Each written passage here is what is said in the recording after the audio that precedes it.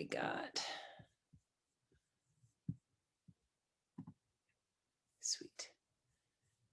Okay. So far, we just, we're going to be starting in a couple minutes because I know not everyone's here yet. And everyone's going to have their video on.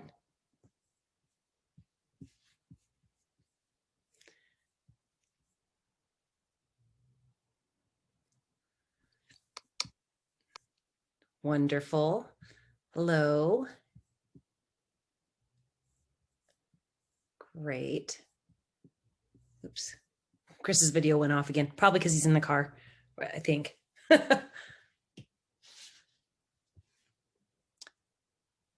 How you guys doing today? Doing good. I'm just setting my GPS and then my video will stay on afterwards. I figured it would. I've done many Zoom calls and trainings in a car. It's not best, but it works. Definitely. So I know, is Heather coming today? Well, that's you, Heather, right? Chase. Oh yeah, sorry. My kid uses this too. You, Heather? I'm not sure. It says Chase. Okay. This is what happens with online distance learning, right? Yes, I understand that. Well, I do a lot of Zoom classes for my buyers, for buyers classes, and they'll come on and it'll have a name that's not even related to the registration. I'm like, and I go, who's so-and-so here? And they go, oh, that's me. And I said, well, it says this. And they go, oh, that's my child's computer. I'm like, okay, that makes sense. It's not his computer, but he likes to think it is. Well, we're going to have everyone have their videos on, but they can keep their mutes off for a while. I mean, I don't care if you have the mute on, if you don't have background sound happening, that is okay. So, but I do think that this will be interesting and fun today. So just making sure. How many people are normally in your class? Usually like 10 to 12, but with a different weird timing, it could be different day. Okay, so we're just shy short of, 5 short of 12. But as people pop in, what we're going to do is I'm going to introduce myself. I'm going to ask you guys a little bit about you for a quick question, like raise hand type of thing. And then we'll get started into the class itself. So my name's Kristen Campbell. I haven't met many of you yet because we're distancing at the office, obviously. So we haven't met you. I mean, honestly, I haven't met everyone that works in our office. There's well over 320 agents that are associated with our office, and you probably will not meet half of them ever. They're never around because they also work from their offices and they're busy doing business. So that's what happens. But I have been a broker since January of 2015, and I'm actually a managing broker as well. I worked with Windermere for 4 years before I made the jump over to Keller Williams, and I was specifically looking for a different place because I could not find anyone that provided training and provided the level of detail and actually a plan of action to get me to my next steps. Because I was doing just fine, but I could not break my top end. I couldn't break my volume. I couldn't break the amount of sales, and I was irritated, to say the least, because I am an A-type personality. So, I like to have my goals set and break them. But I moved over to Keller Williams a little over 2 years ago now, and it was the best thing I could ever do. So I am relieved the minute I interviewed, and before I even signed my paperwork, I felt like a boulder was lifted off my back. I went home and I actually cried on the way home of relief because I knew that finally there was going to be an opportunity for me to grow and do what I needed to do without wearing myself out. So I'm excited for you guys here to be with our company and to be able to get this training. And the one thing I will say to you is if you feel disconnected right now and you don't feel part of something, you need to join into our intranet site group. You need to maybe once in a while go to the office, see if you can meet up with a couple agents there just to say hello, even if we have to social distance, to make connections and to be a part of a group, because that's how you become part of. You have to put yourself out there and just allow yourself to be part of that process. The next question I wanted to ask you guys is, Are all of you brand new? I mean, let's go start with Heather, and then I'll call your names out and let me know. You can put it in chat if you want, but it's almost easier to unmute yourself. So how long have you been an agent? Heather? I've been an agent for about 3 months. 3 months. Okay. And then let's go with Morgan. A few weeks. Few weeks. And Angela? Same, few weeks, like 2 weeks. 2 weeks. Okay. And Chris? You might have to. I have been for since September. September. Great. And Amanda? Just under 3 months. 3 months. And is it Junko? Yes, Junko and Ed, my husband too. Oh, excellent. My husband joined 3 months ago, and I joined last month. Oh, wow. Excellent. So you're going to work as a team? Yes. Wonderful. And Ashley? Yes, I actually just peaked over my 60 days. Wow. Excellent. And then we have Joshua? I've been an agent for about 3 months now. 3 months. Wow. Okay. So let me ask you a question, Joshua. Do you like to go by Joshua? I go by whatever rolls off your tongue easiest. Well, you got to be committed to that. I respond to hey. So, I mean, Joshua. I will tell you this. My name's Kristen. And if you call me Chris or Chrissy or Christine, I won't know who you're talking to. And I have people I've known for 30 years. I had a gal yelling for me for 10 minutes. She comes up to me, taps me on the shoulder. She goes, Chris, I've been yelling for you for 10 minutes. And I go, well, my name's not Chris. So I don't know who you're talking to. And I have to say, it was embarrassing. My mother even came into my junior year art class. No, it was senior year art class. Was talking to my art professor and he kept calling me Chris. And she stopped him in the middle of the conversation and said, her name is Kristen. So that was corrected. Because he'd always call me Chris. I don't know who he was talking to. I mean, like, it was crazy. But anyway, just to get that out there, it's like Ann with an E. It's with an E. I know you don't see it, but you say it with an Ann with an E in your head. So anyway, I am going to hopefully make this lively and entertaining. I don't know if everyone else has made it lively and entertaining to go to these classes. I hope so. I hope you're learning a ton. So far, the one thing that I will say is that during this timeline, have you had breaks before in the class where they let you get up and go to the restroom and shake it off? Yeah, normally we'll have one. Okay, 1 10-minute one or 1 5? 10? Like Depends 5 on to what's 10. Yeah, 5 to 10, like right around the 1 hour mark. Okay, 1 hour mark. And then when you have a question, I have no problem with you typing it in. As soon as I get done with a thought, I'll look over there and see it. Because when we put the slide deck up, I don't always see the flashing thing that says it has a question. So I will see it and I will answer it, even if I have to go back. Okay. I do talk at a pretty good clip. So how many of you really need someone to talk slower? We're good. Okay. So I have a word guess up to 85 miles per hour. Okay. So you may have to have me repeat that. And that's okay. I'm very accustomed to that because I get excited. So I get off on a trail. We're lucky we're not having cocktails right now. You probably wouldn't understand a word I say, but we'll be fine. We're going to discuss some ahas. There will be good news for you. There is no video in this one. So you guys won't have to hassle. And by the way, you guys shouldn't even be doing the video on your screen. The instructor should be pulling it up and sharing it on their own screen. So that's just silly, but we're not going to have a video, so no problem. We will, however, be using our script. So you guys know where the scripts are for the element script. Hopefully you have that because we're going to be using that. I guess it's page like 14 or 15 in your script book. So you might want to have that prepared. Let's see. Does anyone want to share what they're grateful for or what they've been learning that they've just really enjoyed and loved so far? Because you're all brand new. You can throw it out there. I am grateful for the 4 new appointments that I set and held this weekend, and all 4 or 2 have already done the agency just now during this call, and the other 2 I'm waiting in their inbox. Awesome. That's very great. That's good. That's good news.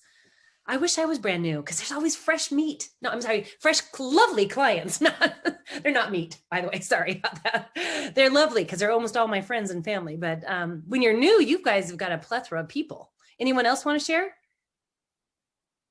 For me, I think it's just been mostly gaining confidence when I'm speaking to other people so that like I almost sound like I know what I'm talking about now. Yep. That always feels good when you say something, you go, wow, I actually sounded good. So I know that feeling. I feel it. Anyone else? I think for like myself, like just something, I guess like something new or something that I really like is that I've spent the last 10 years in corporate finance, working in consumer and commercial banking, and just learning to adjust. I mean, sales is sales, but it's a completely different world, like, which wasn't what I expected. So, you know, my previous life, everything was a hard close. You close for the business right then, right? And learning how to scale myself back. And I like it because it's just adding more tools, you know, to my arsenal and how to be more impactful. And yeah, it's been a fun adjustment. It's fun to get to learn something new after you've done the same thing for a long time. Exactly. Yeah. Definitely feel that way. And anyone else want to share? You guys don't all have to share, but I'm just giving you an opportunity.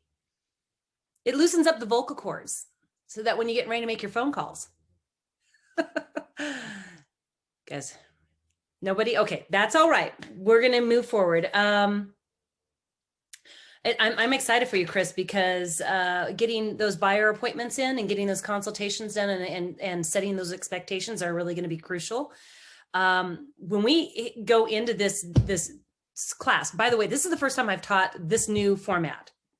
I've taught buyers classes before. And to be quite honest, buyers are everywhere all the time.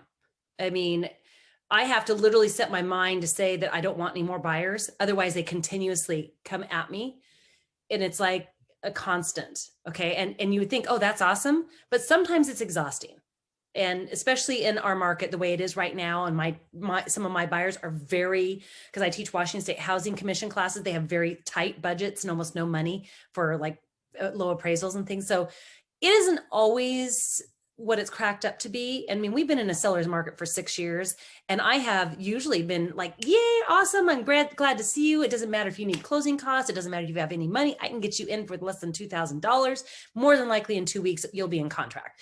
Don't show them any more than 10 houses. Don't write any more than 2 contracts. Sweet. The world has changed in the last 3 months for me. And so I am not as excited sometimes. So I will have to admit, being human and being bummed, but buyers are everywhere. And so this is going to be a great, I love this class. So I think you guys are going to learn a lot from it. And beyond what's here, if I can, I'm going to squeeze in some extra stuff. And I will give you real life scenarios so that you can hear some more ways of doing things, because you're probably learning. Now, are all of you, other than Ed and Junko, on a team? Are you all independent agents? Chris and I are on My Puget Sound Homes. Wait, oh, that's Ashley? Ashley, yeah. Okay. And My Puget Sound Homes is who? The people? Dan and Cheryl Dennis. Okay, sweet. Yeah. Okay. The team names I don't recognize, just people names. So anyone else? Everyone else is independent? Yay. Okay, cool. So am I. Excellent. So that's helpful too, because a lot of times our trainings and our classes, we're going to hear from people that have massive teams.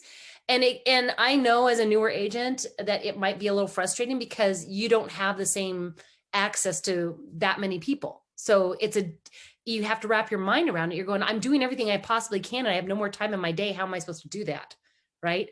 So first steps is just building and developing that lead generation and getting your buyers and sellers. So if you're doing that, you should be fine. I am going to pull up the slide deck and we're going to start sharing the screen, and we'll go from there.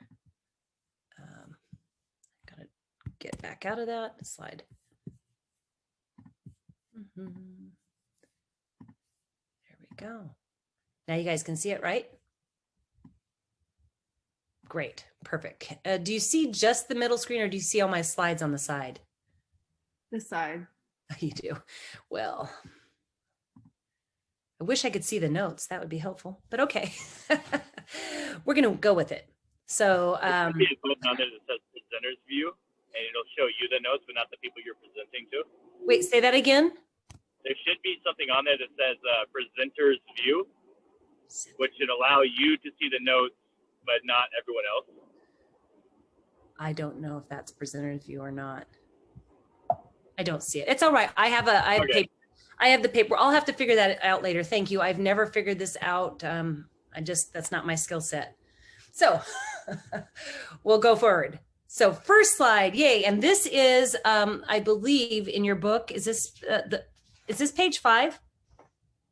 No, it's right before page 5. It's what successful agents do every day. So we often talk about being in the business and doing the business, which is growing the business and running the business. And there are agents we'll get it up and running and we'll be in running the business and be in all of this side on the right side of the screen. And we will kind of loosen up on the growing the business side. And then we'll get to a point where oops, I have no business. So then you have to work back on the growing the business. And so that's where you end up with these cycles of up and down dips, right? So when we're growing the business, we're lead generating for buyers and sellers. And we're making listing presentations. We're getting those listings. We're doing buyer presentations, which is our class today, and getting them locked into their appointments and doing the agreements. And then we're previewing real estate. Now, during COVID, some people are still out there previewing real estate, but honestly, by the time you get done previewing it and getting back and scheduling it for your client, it's probably gone. So that is probably less happening for some people than others. Running the business, of course, you have your marketing, your seller listings, you're showing buyers' houses, you're negotiating contracts, you're doing transaction management to closing, vendor management, you're setting goals, there's compliance and risk management, attending trainings, getting coaching, and managing money. I'm pretty sure you guys all can read that. Do you have any questions on this slide? I think it's pretty self-explanatory. But if you have a question, feel free. Okay. So this is page 5, where they want you to go to page 5 in your workbook. And so can you guys tell me, what are the goals of a buyer consultation or a buyer appointment?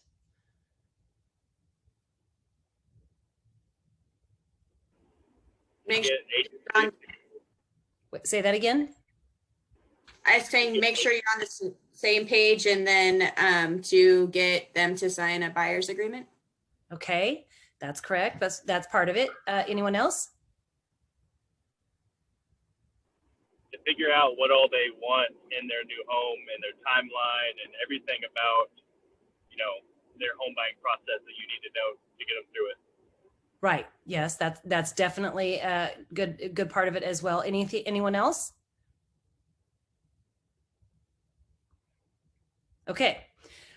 So yes, I mean, everything that you guys both said is correct. Number one, the end goal is we do want them to sign a buyer's agreement. And I believe it was Chris, because you were talking, I'm recognizing your voice because I know you had to turn, keep driving. The understanding what they want and what their timeline is and all that good information that you need to start looking for homes for them, right? The buyer's consultation is crucial. And we're going to be talking about a little bit how to prepare for it, but I wanted to kind of set kind of an analogy so you guys can get this, wrap your heads around it. A buyer's consultation should be about 45 minutes to an hour. Okay. And I tell all my clients, first thing we do, even if you're not pre-approved, even if you don't know if you're ready yet, we need to sit down and have a buyer's consultation so we can talk about your next steps, what you really need to do and what's going to happen. And to see if, number one, you feel comfortable with me, and number two, if I feel comfortable working with you, because it's not just about you knowing if you want to work with me, it's about whether I see that I can fulfill what your needs are and whether I choose to work with you. So we schedule that appointment. But to give you an idea, it would be like maybe for guys, if you walk into a dealership, a car dealership, everyone knows you're there to buy or look at cars, right? When the ladies, if you guys went into Best Buy to buy or into an appliance shop, let's say it was for washer and dryers, they more than likely know you're there to buy a washer and dryer. And when someone books a buyer consultation for a home, we're assuming they're going to want to look at a home, right? And we know that if we are going to have that consultation, we want to know how many bedrooms they want and what area they want and how quick they want to do it. That's all good stuff. The appliance salesperson will say, hey, cool, you're here to buy a washer and dryer. You say yes. He says, great. So what washer and dryer do you thought about looking for? And you said, well, I thought I'd want this brand. And they'd go over and show it to you, and they tell you all about it. And you'd be, okay, and how much is that? And they tell you the price. And they might show you a few more. And the same with cars. They say, what brings you in today? What were you planning on getting? What made you decide that you thought you wanted that one, right? They start asking you some questions. Now, some of them will say, oh, is this going to be your everyday driver, or is this going to be for fun, right? Or is this a vacation car? They'll ask you a few of those questions. Now, on the appliance side, if they asked you, started showing all these appliances and then gave you prices, how sure do you think you would feel, and how comfortable would you feel about that salesperson selling you a washer and dryer that minute, that day, for, let's say, the $1,800 to $2,000 you're going to spend? I mean, is that really all you need, is to be shown a few of them and told about how they all work and the price?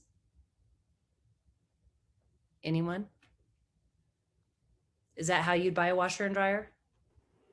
That is how I buy a washer and dryer. Okay, that's probably because you're a certain personality type like myself, but I don't want to be shown 3 or 4 different washer and dryer types because I know which one I want before I go in. Number 2, I also have 10 times more sales experience than those salespeople, and they make me cringe, but that's not why I do it. What I'm saying is that when you go in and they tell you all about this stuff, have they asked anything about you? They might ask you what price range you thought you wanted to buy in. They might ask you a couple things about what you want to have done. But with a washer and dryer, I mean, you want to wash and dry your clothes, right? Is that it? It's typically not it. What they need to be asking you is, hey, so what brings you in to buy a washer and dryer? Is this for your home? Is this for a rental property? Do you need? Yeah, no, you have to know why they want something. Do you need a stack?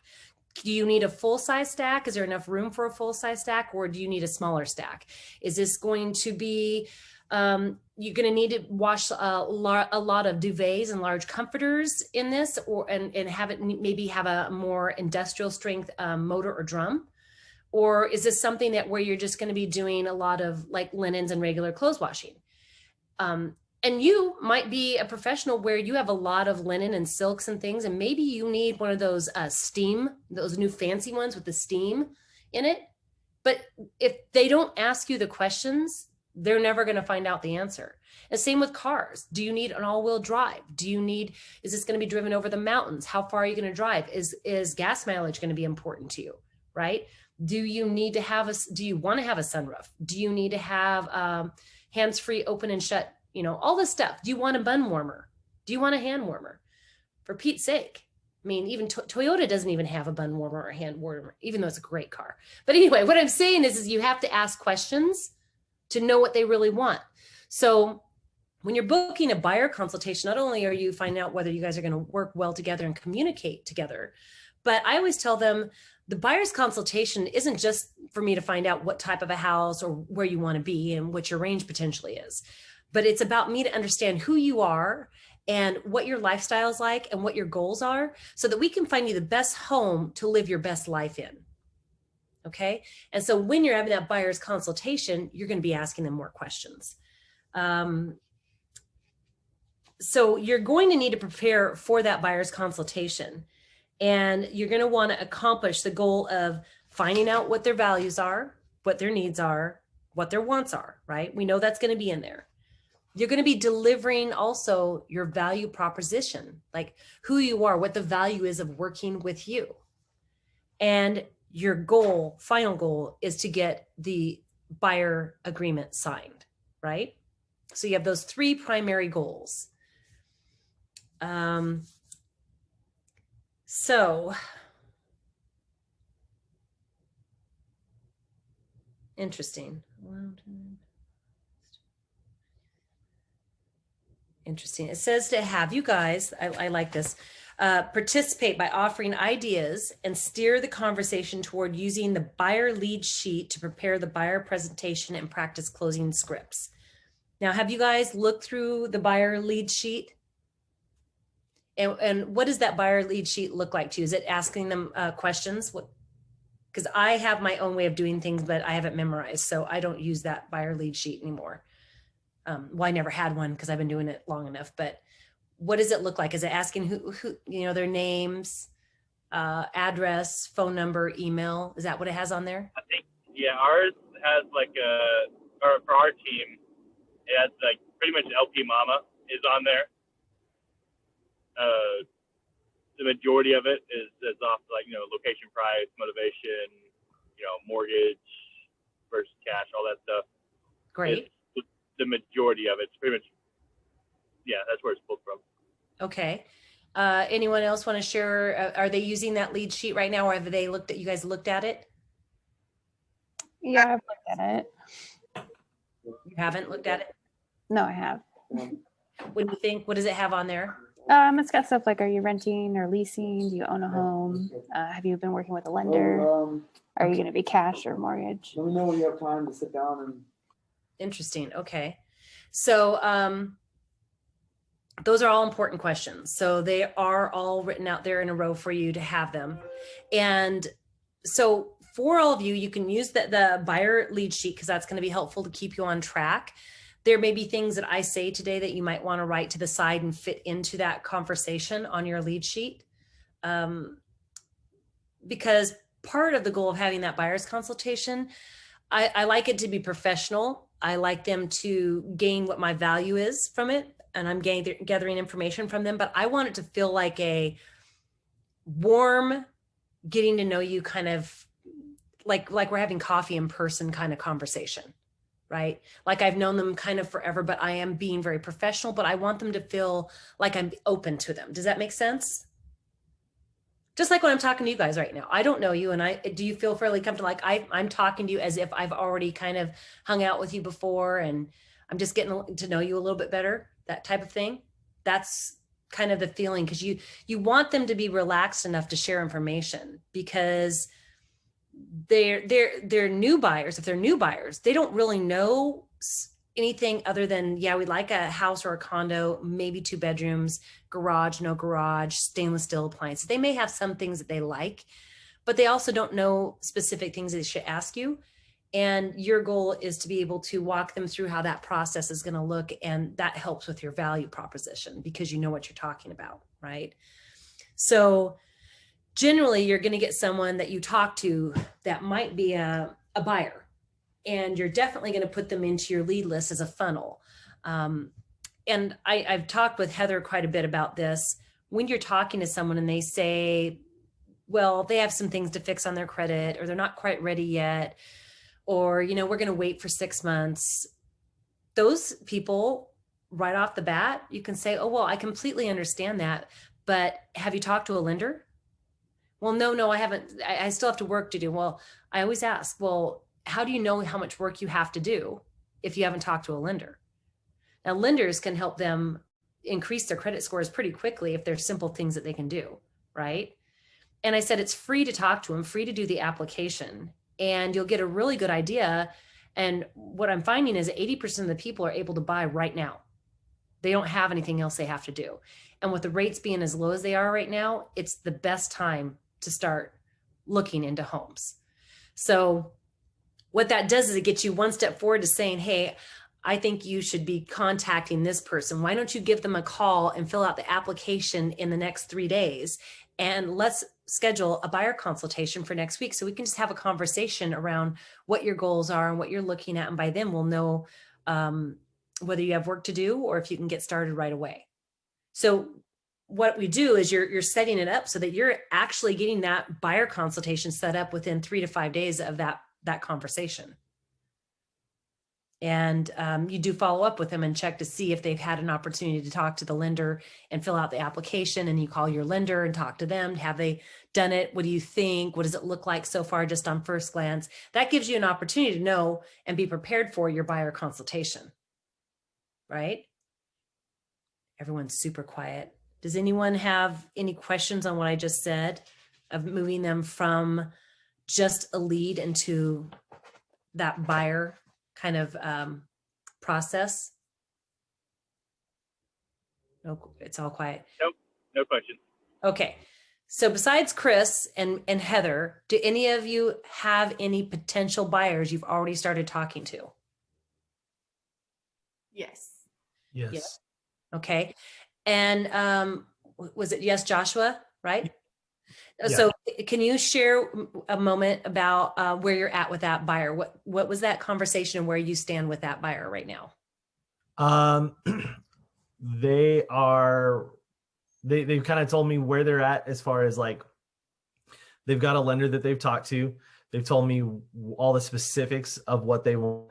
And they have told me when they want to buy, and I'm scheduled to meet with them to go into more depth on that Monday.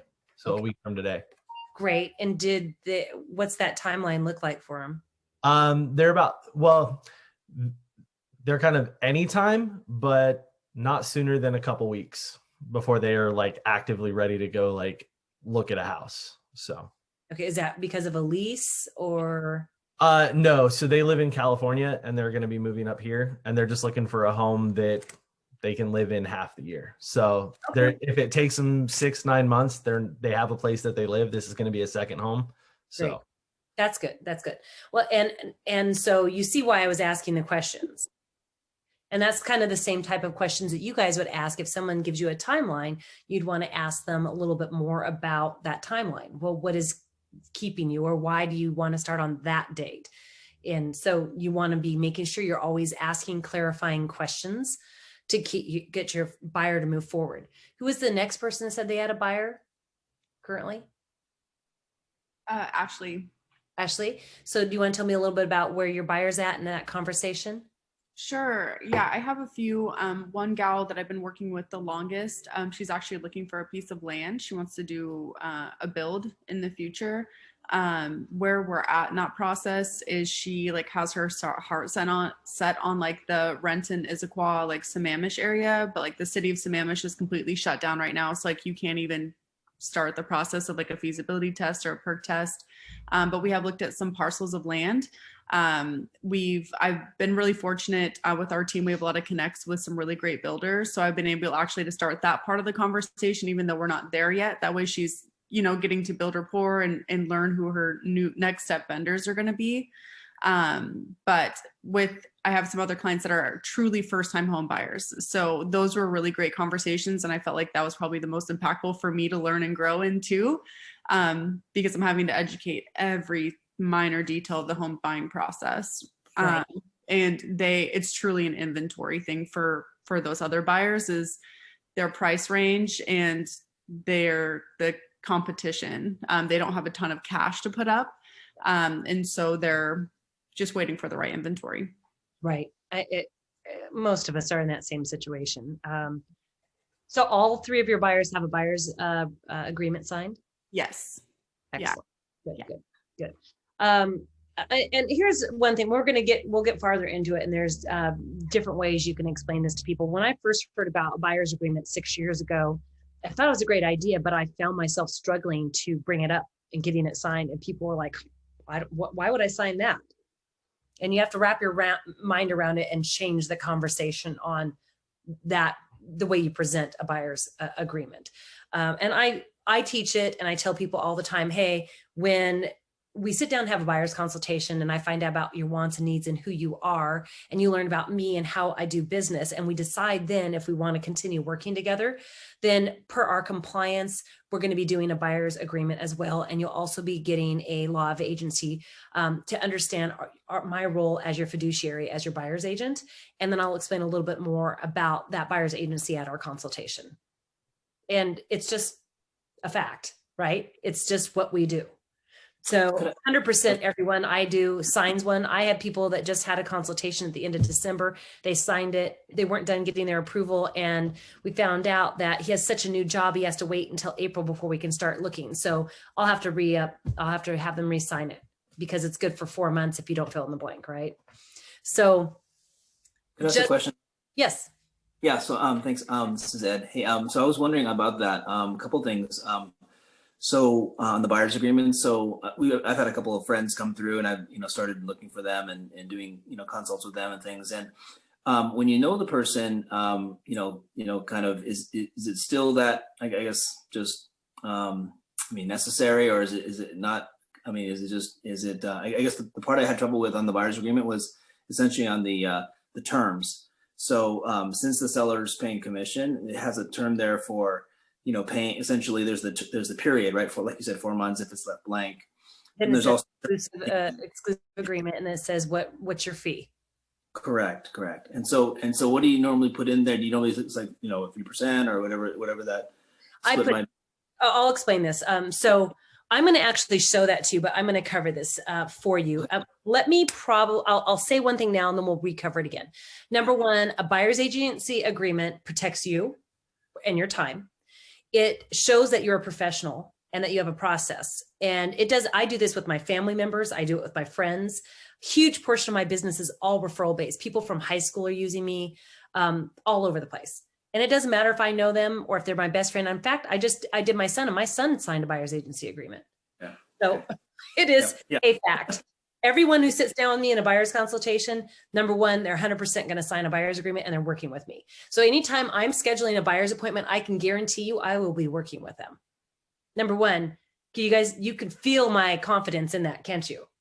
Yeah. When I sign a buyer's appointment, get that one on the books, I know 100% I will be working with them unless I choose not to work with them, right? And that buyer's agreement does a few things, and I tell them this, and we'll cover it again. It protects their time, and it allows me to be their fiduciary. Whereas any other agent that's just talking to them, taking out, really, since nothing's signed, you really are not to be discussing financial things with them or talking to other agents on their behalf, because you really don't have the fiduciary to do so. I mean, we can. I mean, there's a lot of agents that don't use it, but that isn't really a true fiduciary, right? Pre-COVID times, that agreement also protects them from handing out their information to agents at an open house. It means that they can sign you in and leave your card and give your name as the agent, so that they're not getting called by the other agent. They can say, I have a buyer's agency agreement already.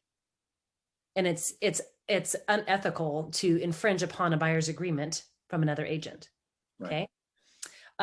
It's an agreement. It is not a contract. So after 4 months, it can be dissolved even before then. If a client came to you and says, I'm not feeling comfortable, I want to get out, say, cool, no problem. Just send me the email and it's nullified. No problem.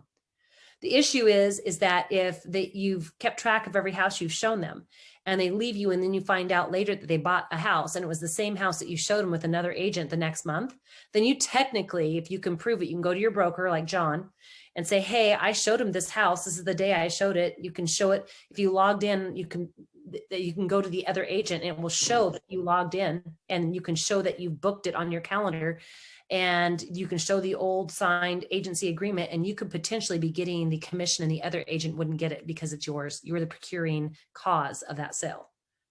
That's one of the things that people think that it's very difficult to do. And that's true, but you have it there just in case, right? Can I ask a quick question about that? Yes. Just totally situational. So let's say that's what played out, but let's say you were working with a client, they decided to break up with you. I'm working with this client. I did my due diligence. I said, are you currently working with any agents? The client told me no. So when it comes down to it, you find out that they're buying the house that you showed, but with me, do I have liability in that sense? Or is it all I can do is all I can do because the client told me they weren't? Does that make sense?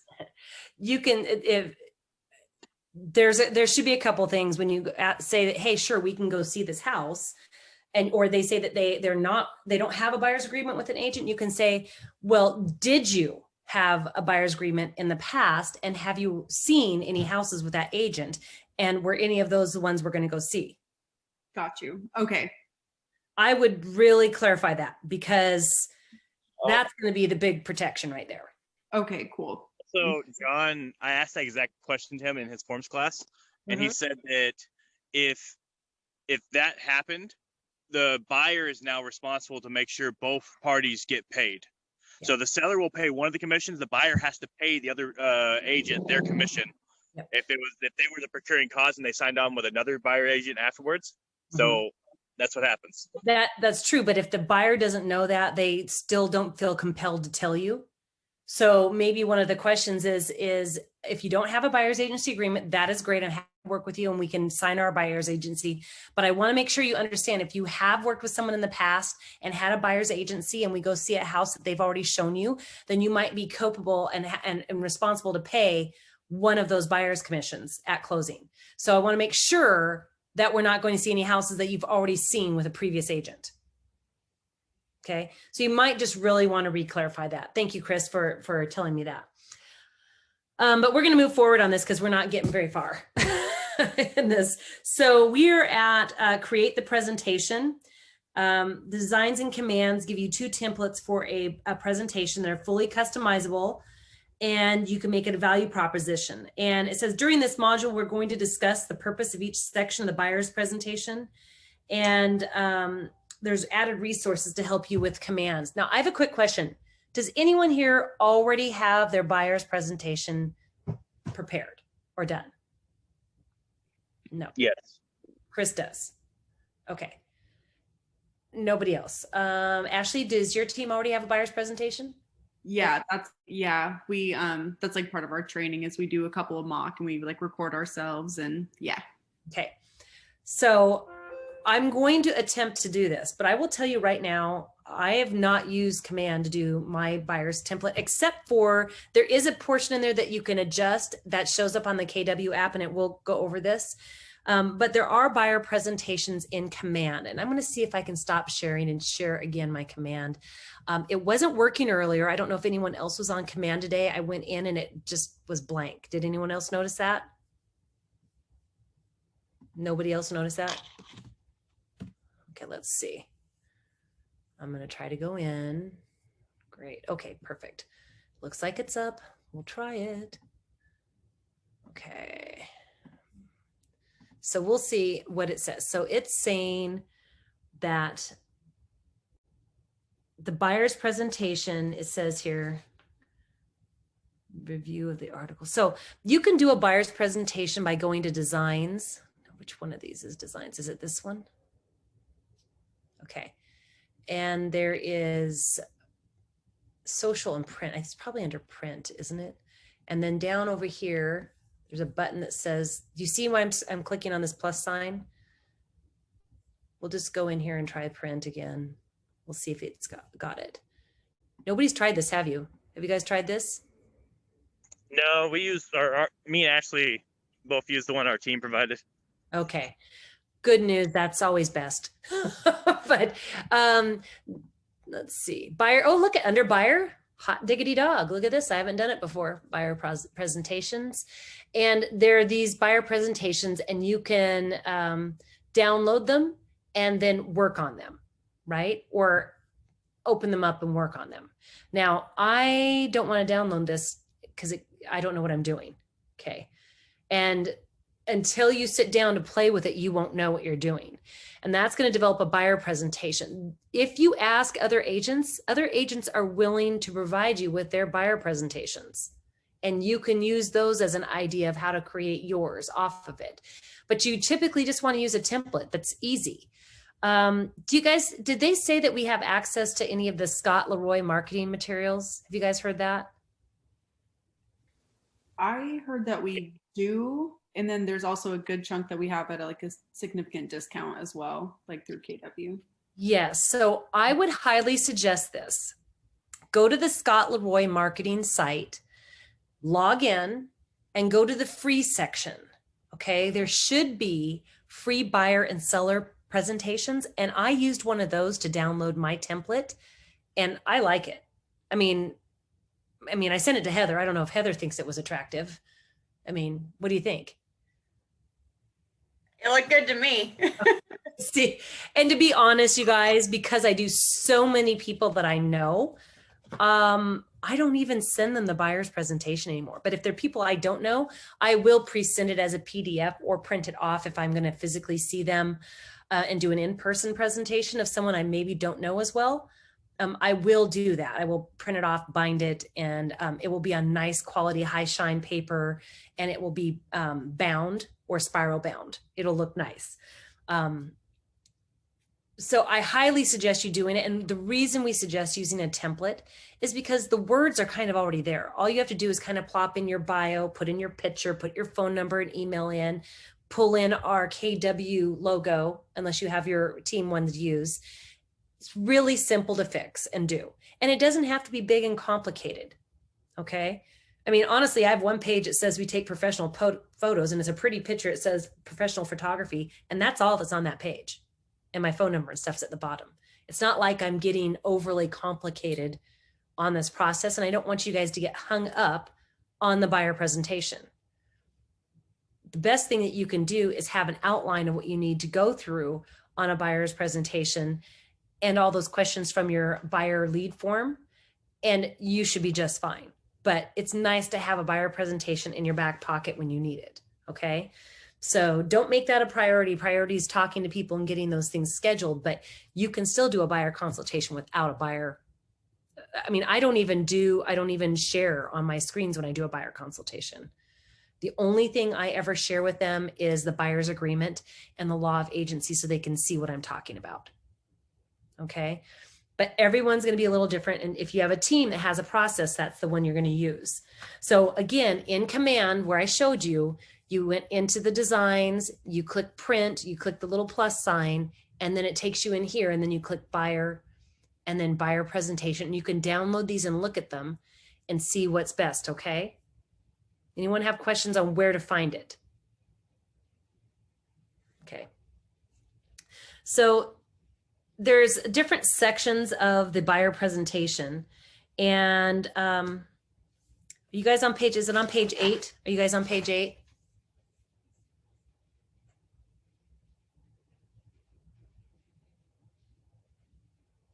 I can't hear you guys. Yes. Okay. Yeah. Because the teaching manual is going to be slightly different from your manual, so I need to make sure we're on the same page. So on page 8, does it talk about table of contents for your buyer presentation? Does it say dream home? Our page 8 says build your preference profile. Okay, that's not what mine says. So let me move this out of the way. Go back, and I'm going to go back to the screen that has the PowerPoint, and I'll show you what I'm talking about. Let's see, PowerPoint, here we go. So, oops. So that was the lead, oops. Woo. This is where you book the appointment. We were talking about this when they become a lead, how you talk to them, scheduling the appointment. And then you're going to prepare your buyer's presentation. This is in Command, where they said, where we just went to. And this is the different components that will be part of your buyer presentation if you're using the specific type of presentation. So you have your dream home, we have their preferences, we have their neighborhood, buying 101, at your service, which is what you're doing, your promise, and the glossary. So each part of these helps build your value for your buyer, because you're setting expectations and you're sharing with them information, and you're asking questions that develop you as the expert in the home buying process. Okay. What you have to help them is you're going to be talking to them a little bit about them, about what their goals and what their life is like and what their hopes are, and the idea of what their dream home is. And technically, I wouldn't call it a dream home. I would say for most people, with their first time home buyers, it's going to be a good solid starter home, right? They want a starter home. Dream homes typically don't happen first time out, unless they got some massive inheritance. So I do first cover the difference between a dream home and a starter home. And then we talk about what they'd hope to get. And sometimes they'll say, I'd like 2-3 bedrooms, and I'd like an office, and I'd like a bath and a half, and I want a 2-car garage, and I want a backyard because we want to barbecue and have games and maybe have kids someday. And they're going to tell you all this stuff. And you're listening to that and you're writing it down, because these are their hopes and dreams. And then you'll want to talk to them about the areas they were hoping to live in, any specific neighborhoods. And you'll go over all of those things with them. And intermixing with that, you're going to be asking some questions. So if someone tells you that they need a 3-bedroom home, is that all you need to know? Just wondering. Do you No. think that's No, okay, and why do you think that is? not enough information. Okay. Because you may have heard the story, and I will tell you, there was an agent that had a client she showed homes to, and she could not find a 3-bedroom home to save her soul for them. And one day they went out, this is pre-COVID, and they did an open house. And then they called her that Sunday afternoon and were really excited. And she had never signed a buyer's agreement with them either. And they called her and said, oh, guess what? We put an offer in and we won a house. Yeah. I'm sure as an agent that you didn't write the offer and you didn't get an agreement. Your clients that you spent time on just wrote an offer with another agent, and you're supposed to be excited for them because they're excited, right? And they said, they told the agent that the house, and she looked it up right there, and she goes, well, this is a 2-bedroom house. And they go, yeah, but there's a 3rd bedroom. There's a 3rd room. And she goes, but it's not a bedroom because it doesn't have a closet. And they go, oh, well, we didn't need a 3rd bedroom to sleep in. We just needed it for an office. So you really do want to ask, why would they need a 3-bedroom, right? And would the 3rd bedroom need to be an actual bedroom? Could it just be a room with no closet? Can it be a room that they can put an armoire in? What are they using it for? A craft space? So you want to ask some more questions. Same thing with yards. If someone says to you, oh, I really want a big yard. Is that the final question? No. Why do you No. need a big yard? Why is that important to you? What's important to you about that yard? Also, one person's big yard is another person's, patch of grass. So you can get someone who's only ever lived in apartments and never had grass. And the idea of a 6 by 8 foot piece of grass or dirt and some bricks is a yard, a big yard. So we really want to make sure that when people are giving you information and you're asking, what do you want to have clarifying things. If someone says they want to live on a golf course, do you just write that down and just go buy it? I mean, do you ask them if they play golf? Probably. Because if someone says they want to buy a house on the golf course, I'm like going, automatically. I mean, so you play golf? And the answer will be, no, I don't. It's like, oh, so why do you want to live on a golf course? Well, I just love how bright green it is and how trim it is and how open space it is. I just love those golf course homes. Okay, so if we could find you a home with a nice green yard that you could keep trimmed, or maybe a condo association that does the mowing, would that fit your needs? And so ask more questions, those types of things. I had a client I showed a house to this year. I guess it didn't occur to me to ask in the city if they wanted to have chickens. Surprise. So, I mean, it is a surprise to me. I mean, people do actually want to have chickens in the city. So I guess now I'm going to have to ask, is there any desire for you to have a chicken coop in your yard? Because you're going to need to follow up with the city regulations for farm animals in the city zones. So I do suggest maybe asking that, because I didn't realize that was a thing. So everyone's got something, right? So ask those clarifying questions. Is everyone okay? I know that this is my first time teaching it this format. So I'm a little like trying to look down at the paper and trying to look at you guys, figuring out which way we go from here. Are we okay with this so far? Yeah, you're doing great. Perfect. Okay. So you're also going to go into buying 101, and you're going to basically say, so since we've got an idea of what you want, and I'm going to kind of go over the process with you of what our market looks like, what's currently happening, and how that affects you in terms of what you're looking for. And we're going to go over all those things. And before I get started, I want to know, have you had an opportunity to get pre-approved and If so, who's that through, and what is your range that they gave you? Now, if they don't have anyone, or they went through the bank and they said, yeah, they said we needed this much money down, I say, okay, that might be true for the bank. So let me suggest this. You have the opportunity right now to go ahead and talk to a couple of other brokers and do an application. And I do highly suggest doing that. And here's 2 brokers that I think you should call, talk to, and see who you feel best communication with, because they're going to probably be very close in terms of their APRs. And they're going to be easier to work with because we can reach them on the nights and on the weekends when I need to. And because I've worked with them numerous times before, I know that they're going to close the transaction. So why don't you give them a call, find out, and see how this stacks up to what you've already gotten. Okay, that's number one. I said, I'm going to email that to you as soon as we're done in our presentation today. And I write down notes, send the lenders information right away. Then I go into the market and what's happening. And that's the buyer's 101. Say the market right now is a seller's market. Do you know what that means?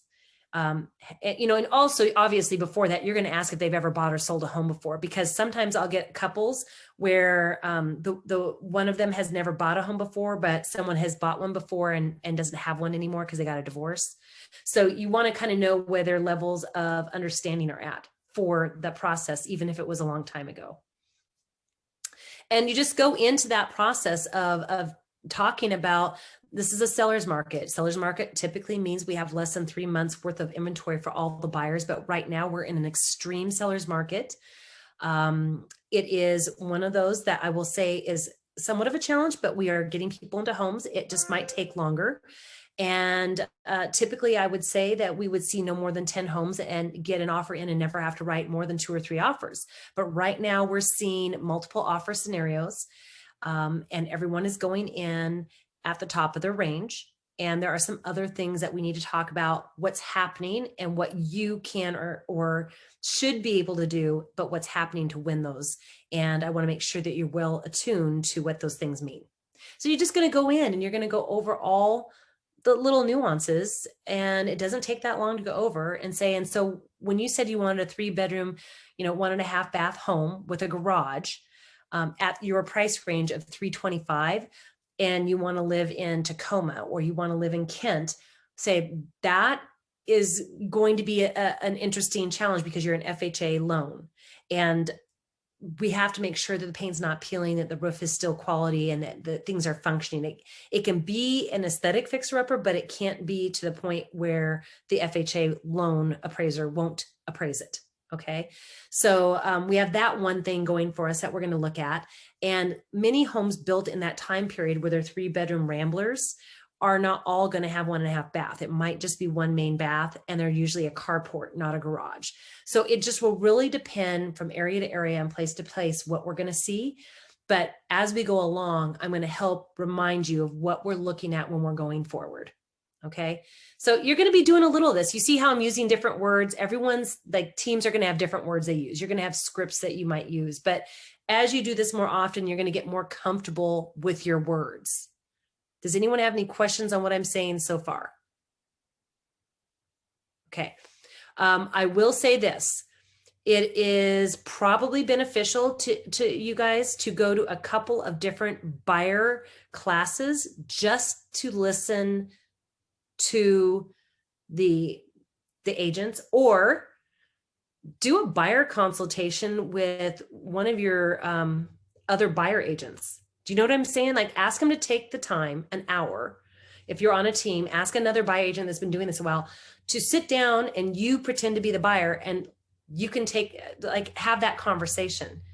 Or ask the other buyer's agent if you can sit in as a guest on one of their buyer consults so that you can listen and learn. And they can introduce you as a newer agent that is taking notes for their buyer consultation. I do that as well. So, I mean, Heather, honestly, Heather's one of my mentees. If you wanted to sit in on one of my buyer's consultation, you can. But keep in mind, we're all different personality types.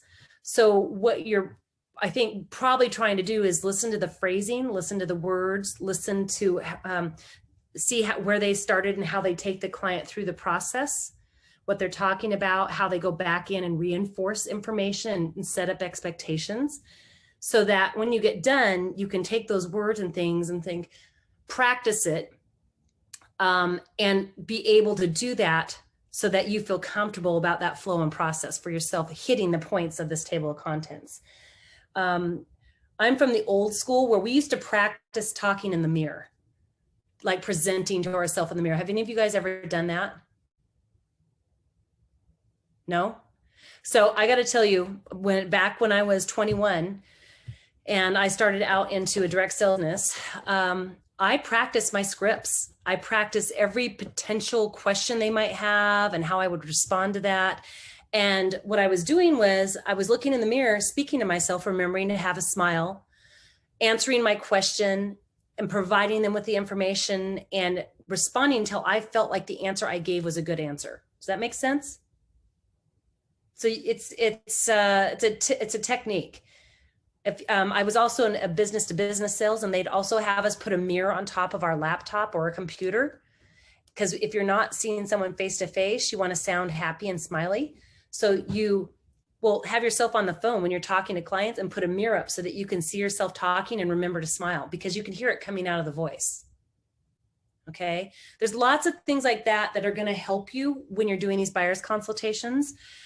And you can currently do them in person, but due to COVID, I've really expressed to all my clients that to be the safest, I prefer to do all my buyer and listing presentations via Zoom. And when it comes time for us to go out and look at a house as the first time, I will meet them. Okay. And that we will be wearing masks and we'll be following all COVID rules for our marketplace. And same with the listing presentations, all Zoom calls for me.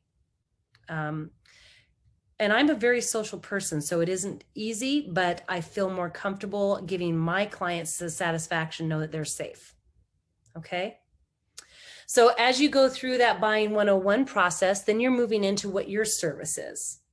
And this is where you talk about the service of you making sure that you're taking them from searching for the homes. You're looking in the portal every day in the Northwest MLS. You're doing it maybe twice a day. I do twice, sometimes 3 times a day, checking new listings because the market moves quickly, pulling them up. I sometimes call agents to confirm information.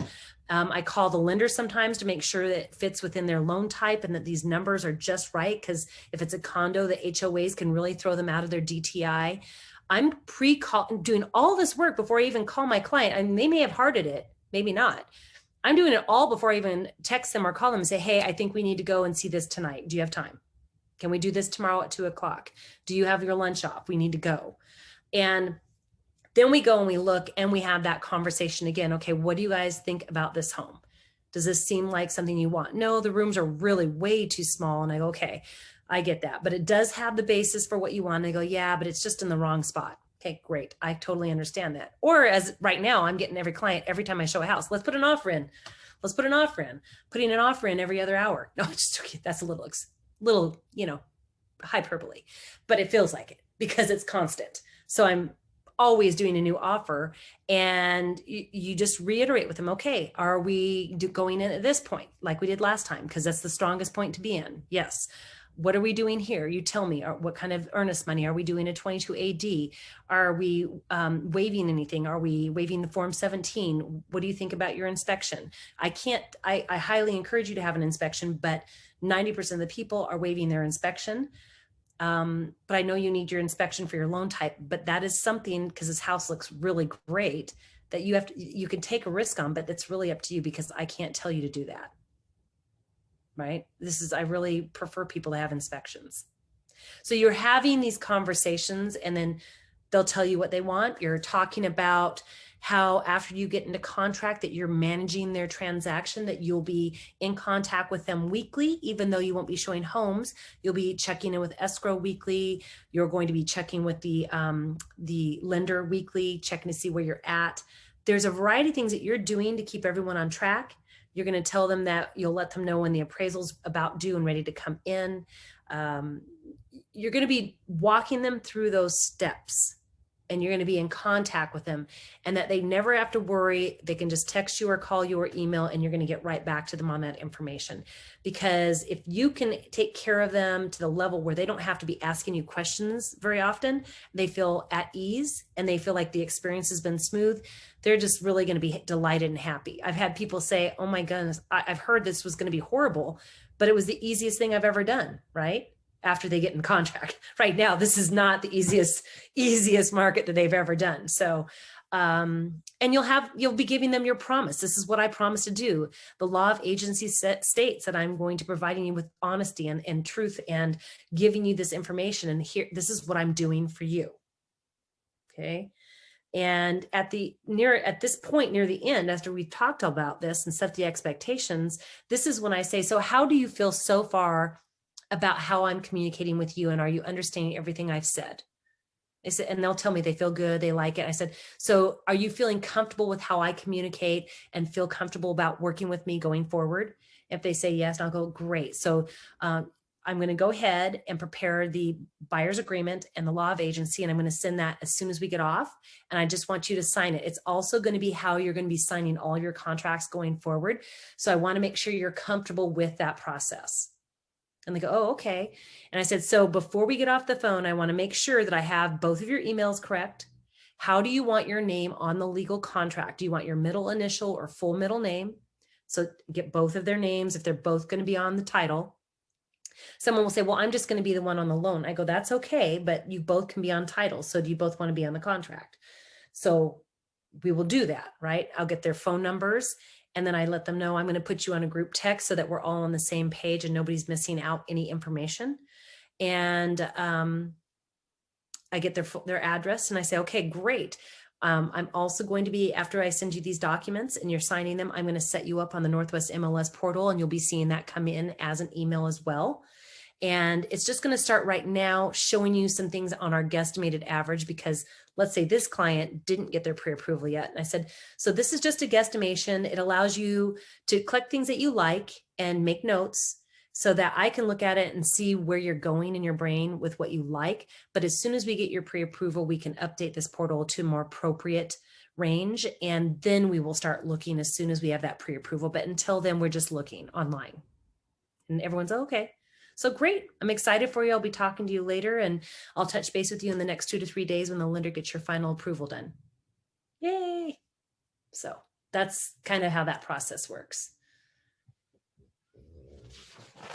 So again, you can have your buyer's presentation guide and do a PowerPoint on it if you'd like, just like this, and scroll through it while you're talking to them, right? You can pre-send it to them as a PDF. And then you can also have yours printed off if you like to the side to keep you on track. And as new agents, that's probably something you may like to do so that you don't forget, right? I'm just used to not having anything because I'm so used to doing them all the time. And I like to look at their face in the big screen so I can watch body language and things. So I have them on the main screen, and the only time I share my screen is when I show them the law of agency or the buyer's agreement. Any questions on that so far?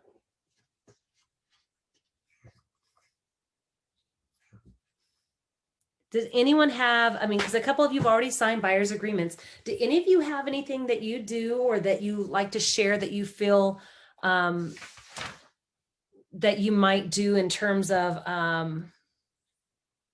talking to them about the kind of home that they're looking for? Like the first section is your dream home, and talking to them about their dream home. That's the things that they're hoping to get and what their preferences are. Does anyone want to share that? Really easy one actually first on the buyer's agreement was back to that term thing. Obviously this is actually more interesting, but I just wanted to get through that one. So when it says our compensation, and let's say you put a number in there, and when you actually go in and the compensation or the commission is lower, what happens? Or do you leave the compensation part blank? What do you guys typically do there? Well, we fill it in. I fill it in. So I was going to show that. We're not at that point because that's all right. We're going to go through there. I know that I am not doing perfectly with this new slide deck because look at this. I keep forgetting to turn the pages, people. God. It's like, I feel like it should just roll. See, this is their dream home. What's important to you?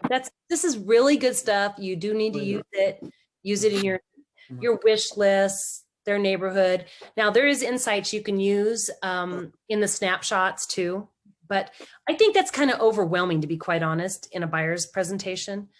How the home buying process works. This is that 101. There's an affiliated business arrangement disclosure if they're going to use Keller Mortgage. So you're going to use that. You guys, I don't know how many of you are using Keller Mortgage, but there's some really good Keller Mortgage agents, and it's great for people. But if they're first-time home buyers and need to use Washington State Housing Commission, things like that, they won't be using Keller Mortgage. They're going to be using a different mortgage lender. And if they use Keller Mortgage because it's owned by Keller, we have to do affiliated business arrangement disclosure.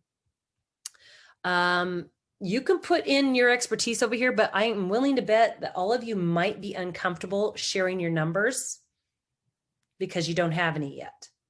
Okay. You can use your team numbers, FYI, for those of you who are on the team. And for those of you that don't have a team, you're an individual agent, independent agent like myself, when you start out, you can use our office numbers if you like. You might want to scale them down a bit because we're huge. So it would be a little obscene for you to say, yeah, I've been in business, this many years, but I would probably leave that area out right now. The focus is they don't need to know how long you've been in business, number one. You just need to sound like you know what you're doing. Number two, you can take on other people's business. Say, well, in my experience, even if it's none, this is what happens. And oh, that's a great question. Our company has closed this many deals, or we've had this many listings in this timeline, or we have the top listings by our brokerage in this time period. So I would keep this fairly generic going forward, and you should ask other agents that are independent agents what their bio page looks like, because it might be helpful to you. Okay. Keep it very generic. Conducting the buyer consultation. And there's 5 minutes. We're going to cover this, but let me stop here and I will show you the buyer's agency agreement a little early because I know you had that question. Was it Alec? Was that Alec that asked me that question? It's Ed. It's Ed. Ed. Sorry, Ed. Couldn't remember who asked the question now. Let me go ahead and get out and I will show you that buyer's agency agreement and we'll discuss that because I already have it up here. Just want it to be up on my screen. Now I'll go back to this. Share. That's Ignite. Why isn't that coming? Just 1 second. For some reason, it is not showing my... Oh, there it is. That's why. Okay.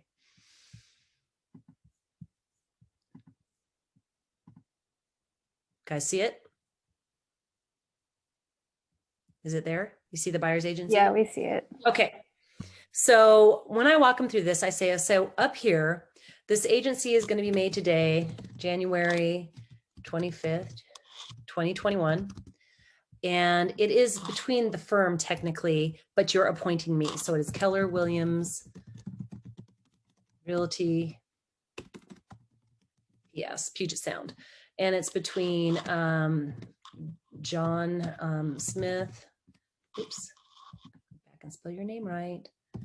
And I'm just using your names without putting your initials in because this is not a contract. We just want to have your names on it.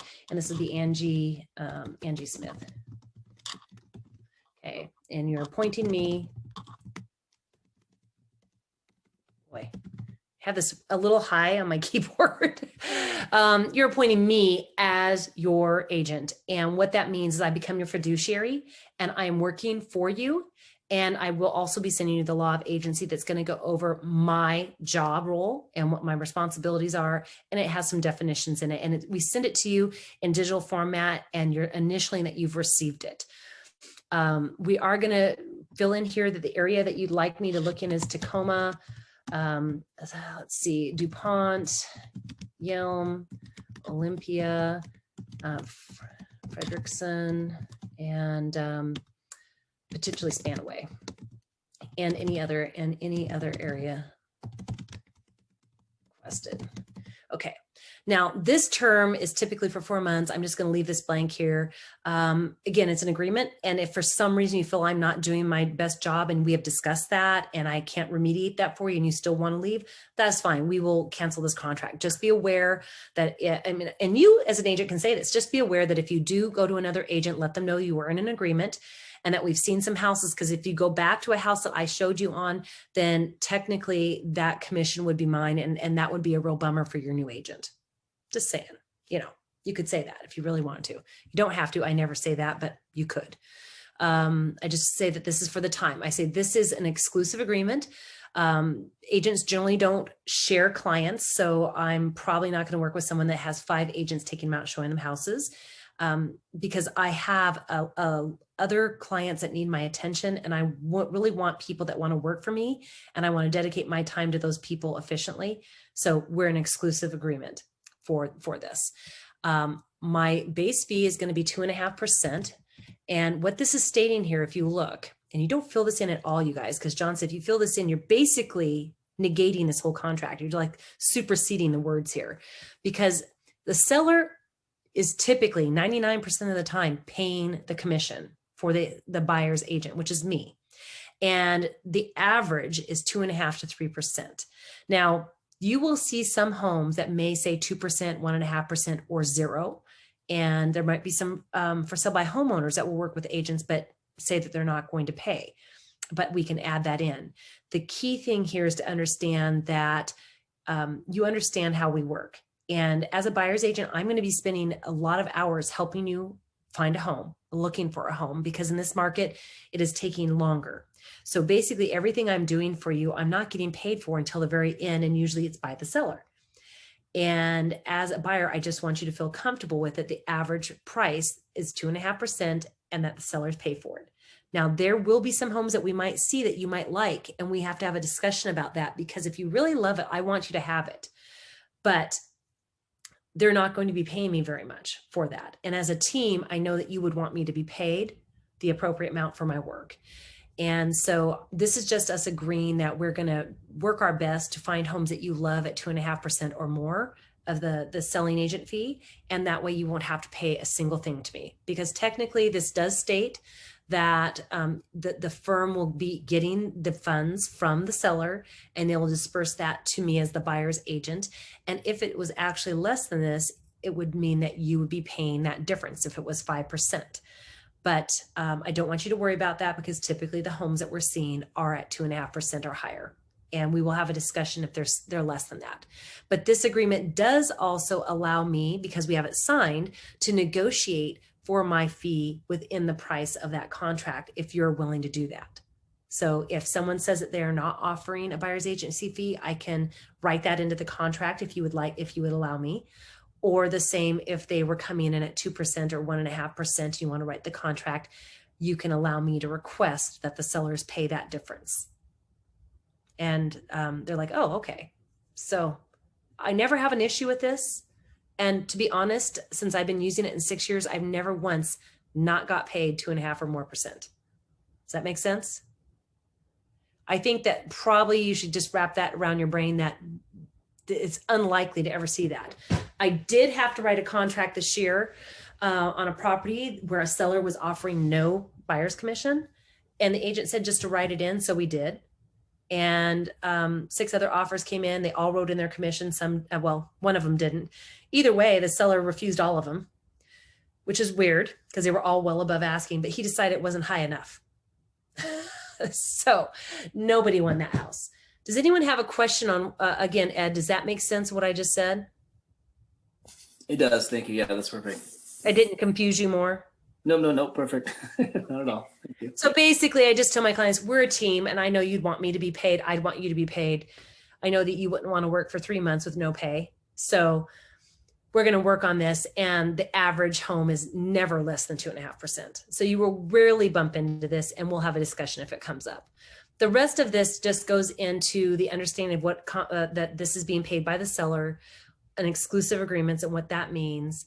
The firm's listing and selling broker's own listing or dual agency. If the selling broker locates a property listed by one of the firm's brokers,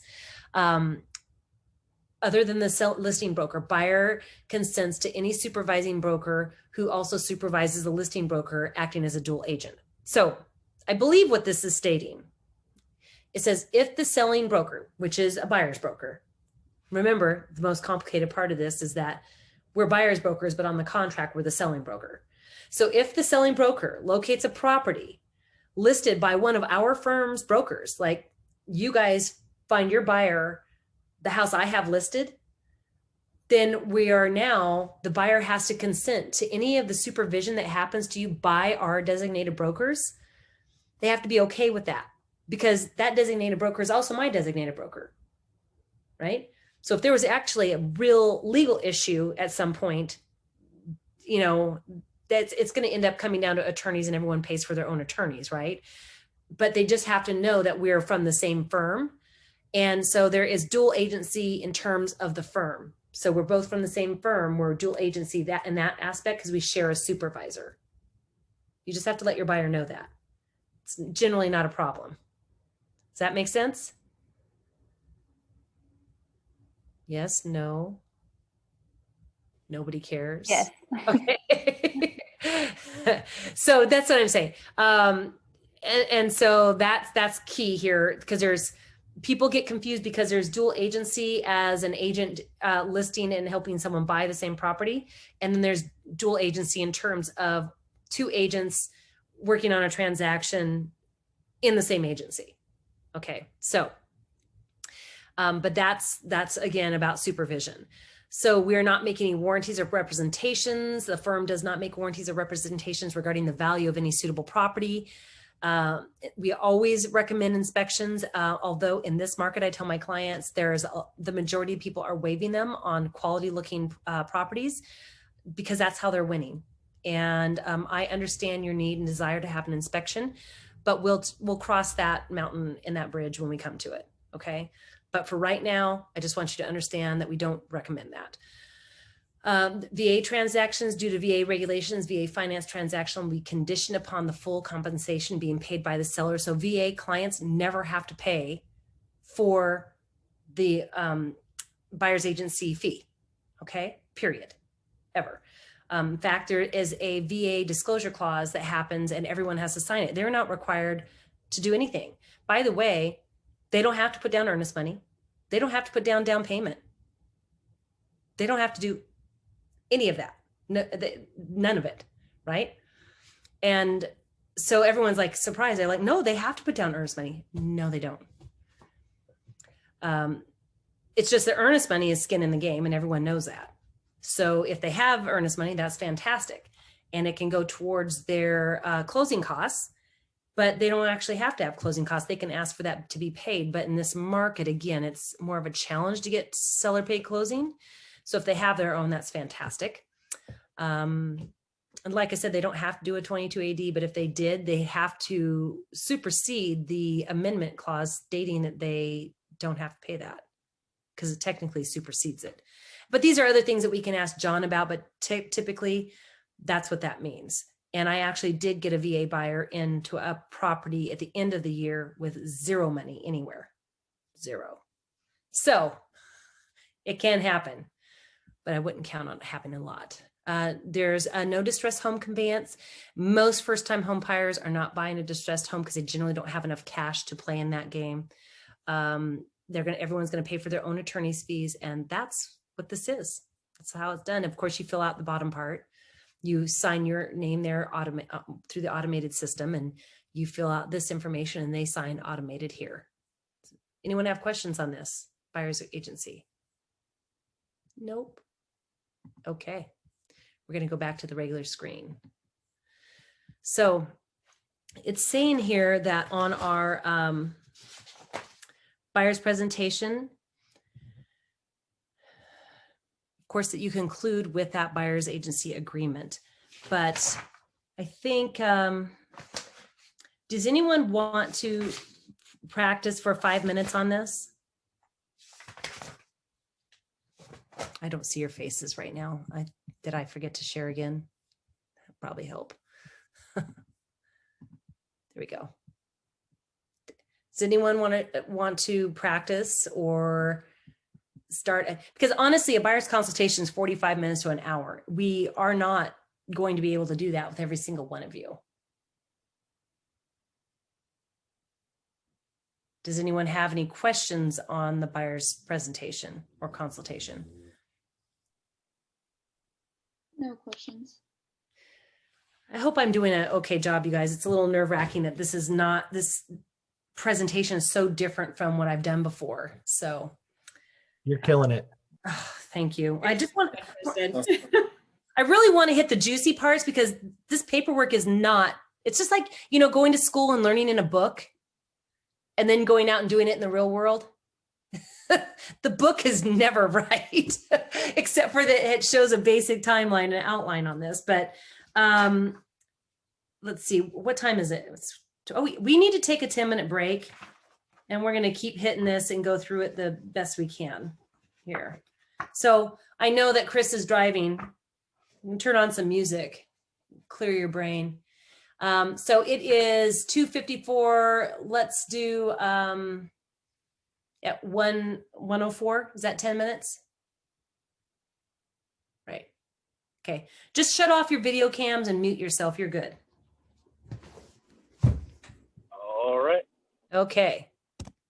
Do that. Mute video.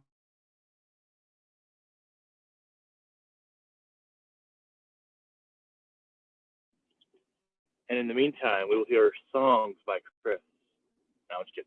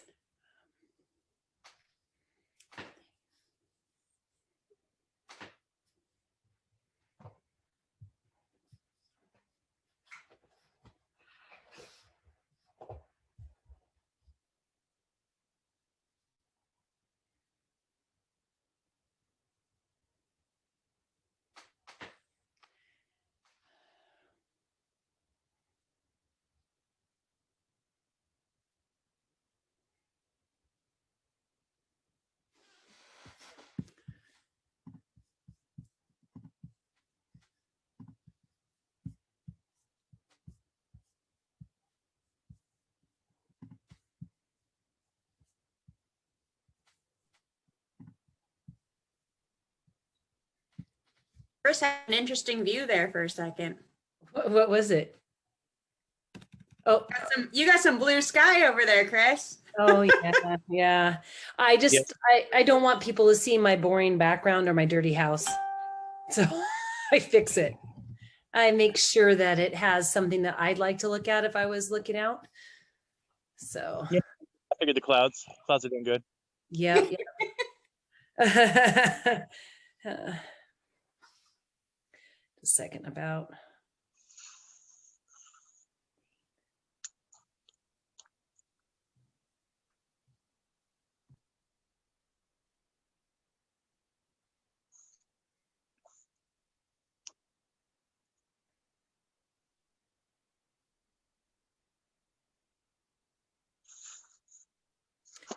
Okay, so I'm teaching a first Washington State Housing Commission buyer class tonight.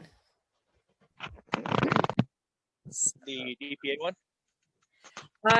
So I do buyers classes, and the buyers classes that I do include the lenders portion, because if in fact, where's my screen yet? Oh, there you are. So it is a full home buyers class. I mean, it's very inclusive. It's a massive class. And for those people that don't need Washington State down payment assistance loans, it's still very, very important. And I find that most people who go through that class are like, whoa, was just really good to know. It was a long time period because they're split into two classes. So tonight I monitor the lender's discussion.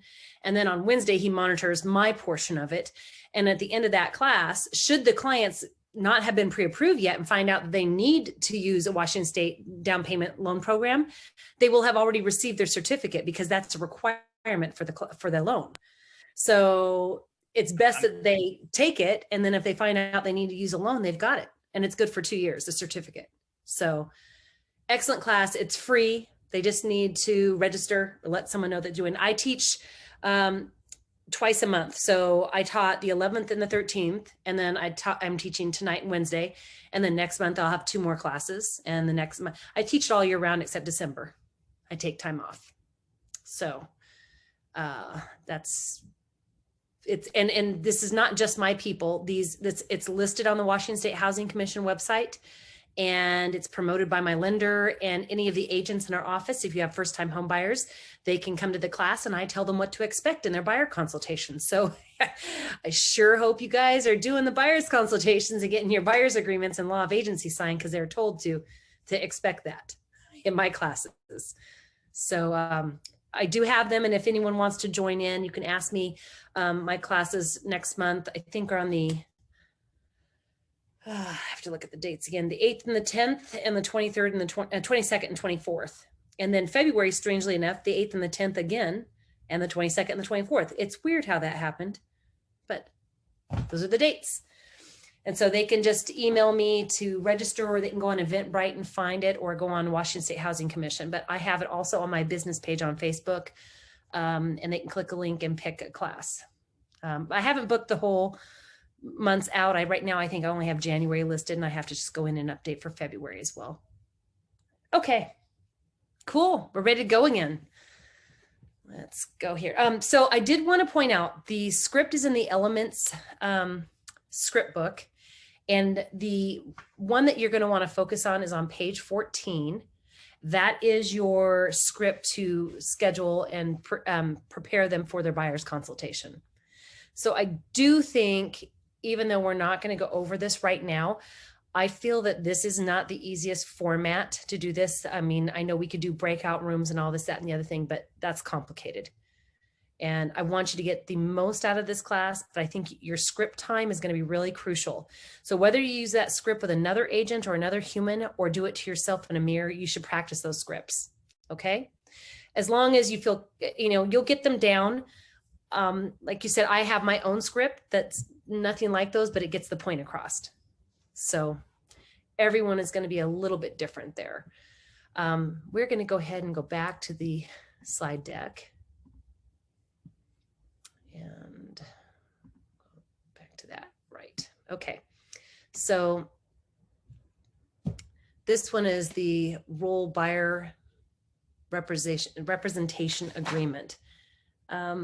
again, this is talking about practicing to close for your agreement scripts. And you should review the scripts. Now, remember, one was for page 14 for them to book the appointment for the consultation. Page 15 of the element script is really for you to close and getting that agreement closed.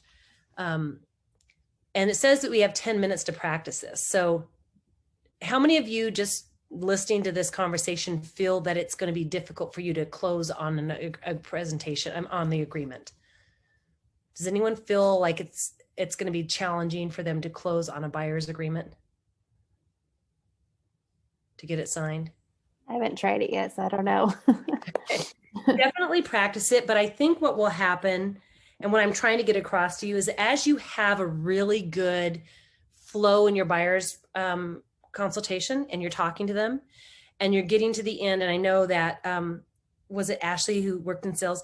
You know what I was doing by going back and saying, how do you feel about what I've said today? Do you like how I communicate? Do you feel comfortable with my process going forward? What I'm doing is I'm getting the answers from them agreeing that they like me, they like how comfortable with me. They're already saying yes. So, okay, great. So then you're comfortable with signing the buyer's representation and us moving forward with the process. Yes, great. This is what we're going to do next, right? It's not that hard. And if people question it, I say, well, number one, this is how I become your fiduciary. But I have honestly never had anyone say no to the buyer's agreement after I got comfortable with explaining that it's part of our compliance. It's something that all agents should do, but they do not all do. But I will tell you that all major brokerages, when they go through compliance, do require having the buyer's agency agreement signed. So people don't really bat an eyeball, and it's not a contract. So it isn't horrible for them to sign. So since people are feeling pretty comfortable with that aspect, they feel like they can do that. I do suggest practicing again your scripts, just so you feel comfortable about how to ask them. Are you comfortable with how I've said things? Are you comfortable with the process? Do you feel that we would work well together? Are you good with us moving forward with the buyer's representation agreement? If they say yes, and say, these are the next steps, and then you just get it done. Okay. On page, the next page is our KW app. How many of you are using this app yet? Yes, but I hear most people don't like it. Your clients are saying most people don't like it, or your agents are saying that they don't like it? Other agents are saying that I hear most of them don't care for it. Okay, just double checking. You guys haven't tried it? I've tried it a little bit, but I've heard the same thing, that most agents aren't utilizing it right now because it's still missing some things. Yeah. Well, I'd say download it, log into it, set it up, look at it, send it to like a spouse first, and it'll be branded to you, or send it to an adult child or someone like your mother, to have them see that it's branded to you first, and have them go through it and see how they feel about the usability of it. Okay. What they're saying is that you can share your KW app, and there is all these wonderful things that, like collections and saved homes, and that the buyer can share with you. And there's also a buyer's guide on it, which I did customize it in Command. So technically I have a buyer's guide and a seller's guide inside the app, but I don't use the app. And I will agree, I don't use the app. I feel bad. It is the only thing that I am not really jazzed about with KW is this app yet. And that's just because it's not fully functioning the way it could be, but it's AI too. So if people aren't using it, I don't know how it's going to learn. So just want you to know that the app is there. You can customize the buyer and seller guides. It's got kind of a template, but you'd have to fill it in for yourself. You go back into Command, you would go back over to where it states the consumer icon. I think this is down here, the consumer icon, which is down here on the left. And then you're going to click the guide builder tab, and then you're going to click edit. And that allows you to type in here, and you can remove sections, and you can change the pictures out. It's pretty cool. You can set that all up for your buyers and sellers guides, and you'll have that in there. So if you did send it, people could click on that and look at it. Okay. But I'm not going to focus too much on the KW app. I don't know how many of you are going to effectively use it right yet, but we do have it. And I just personally don't send it out to anybody at this point. Based on what we've talked about so far, does anyone have a list of what they need to do to prepare for their next buyer's presentation?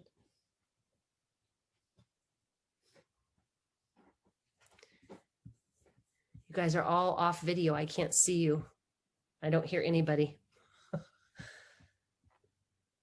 Do all of you, I think a few of you, or majority of you need to have a buyer's presentation prepared, right? Yeah, I'd have to start from the beginning and redo all of mine, I think. just to redo it, yes. Yeah. How about at least an outline? I mean, obviously, if you don't have a guide, you do need an outline, right? Just like right here in this presentation, you could start with, talking to them about the type of home. It's a starter home, if it's a starter home, or if they have a home to list, that'd be awesome. But if they're doing a buyer's consultation to get prepared for what they're going to be doing in terms of buying and listing, you're going to be doing the buyer's presentation first and then move into your listing presentation. So it's going to take probably an hour and a half to do that type of presentation, or schedule it for a separate day. But you're going to want to at least have an outline, have your buyer form next to you about what you need to fill in to keep you on track. But I would definitely say you should practice in the mirror, practice on a spouse, practice on a friend, and then go ahead and see if you can get yourself scheduled into the next buyer's presentation with some agents that you know that are doing them, so that you can listen and hear if you want to see how everyone's different. So everyone will have something different and do something different.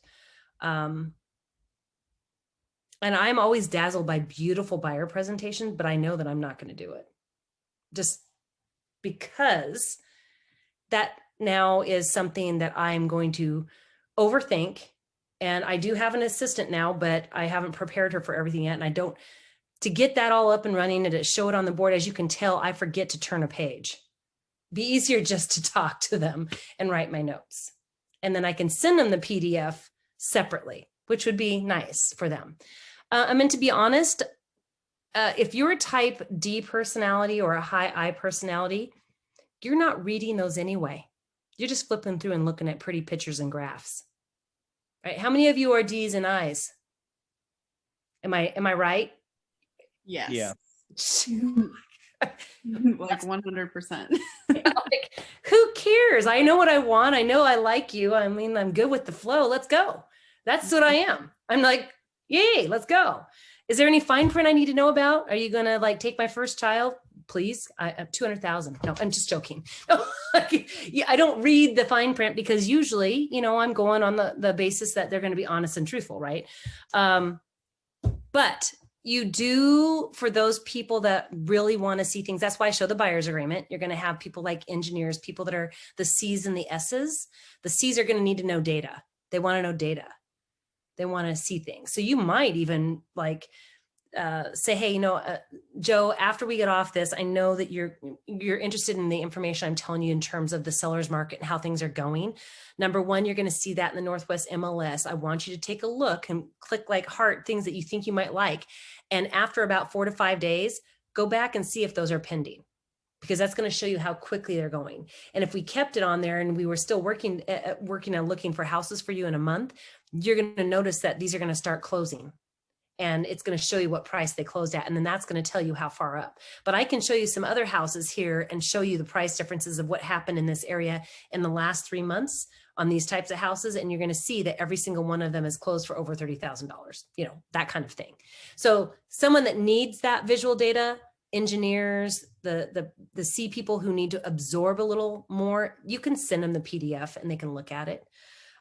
You've got your S's, they're feelings. How many are S's in this group? A high S? Anyone? Doubt it. Pretty rare. No S's. Amanda. I think I was an S. I can't remember now. Amanda, you're a high S? Maybe not. I'll have to look at it again. You have to look at it because it's very rare. I mean, a really high S is super like love, feels. Can you tell that's just not me, but the loves and the feels, right? So, but we have to remember that loves and feelings are important. So when I had a client, I don't have too many of them because you tend to draw people that might be similar to you or in certain categories very close to your personality type. But I had a cute couple. They were adorable, so silent. And as a D, the silence is deafening. It's like that silent scream babies make when their mouth comes open, but you don't hear anything. That's how I felt taking them out. It was so silent. And it's hard not to talk, but you have to remember not to. I don't want to interrupt their thinking process. And I would go through the house, and it took a while, but I would finally recognize if she was going through the house and she was like, and got done in like 10 minutes, that was a no. She would like, that was it. So, well, what do you like about it? I mean, she didn't even communicate. It was like nothing. But then she'd look through a house and I'd see her looking again and goes, I'd hear a little interest and I'd see the way she moved differently. And then she would smile differently. And I go, so what do you think about this one? She goes, yeah, I kind of like this one. I mean, that's all I got out of her. And then till finally, yeah, I like this one. Let's put in an offer. I mean, it was dead silent. So I had to start asking her, how do you feel about it? Does it feel right? You have to use the words that connect with them because she's a feeler. She had to feel good. It had to feel like the family could entertain in there and do that. Whereas I would be like, oh, cool. This looks great. Yeah, I can put my craft space over there and that can go over there because people can tell when I like something. So you're going to be learning different styles and how they function and how they do things and what kind of words they say. And that's where that DISC profile is kind of helpful. Even if you're reviewing it really for yourself, kind of take a look at your other areas where you're not very high in and see the words and the what they would typically be. And that's going to help you also while you're working with your buyers, because there's going to be a difference. I don't know if any of you have already noticed with your buyers that sometimes one of them are much more communicative and the other is really silent. And you assume a certain person is in charge, but they're not. So you want to make sure that you're talking to both the same, asking the same things of both, getting the conversation for both, because ultimately one of them is the mouthpiece and one of them is the decision maker. And sometimes they're the same, but sometimes they're different. And I had a very verbal husband, very, a couple of those that they said what they were going to do, but really when it came down to it, you could see the wife tap him on the shoulder, say something, and then they'd make it, then they let it known what had to happen, because the women were the decision makers. They were just doing the talking. So just be very aware of that. Sometimes that happens. A lot of people just play a back seat and the women are more quiet, but they're the decision makers and the men want to be the strong man up front. So that does happen. So we all know that you have to work on at least your outline. If not, get your buyer's presentation together. Any ahas though? I mean, we were just talking about what things we have to do. Any ahas that we talked about that you're like, oh, that was important. No ahas.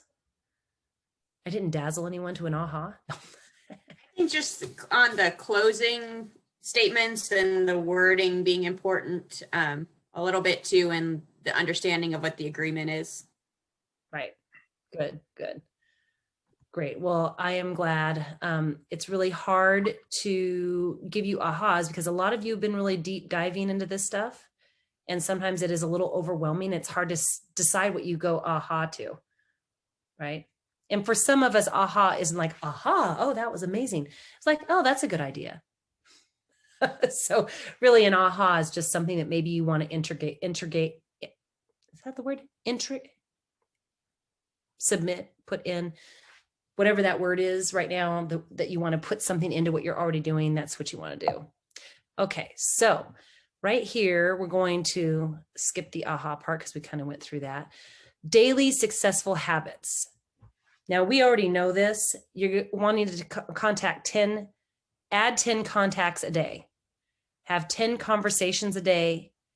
Wow, this is 10 handwritten notes a day. Boy, is that a day or is that per week?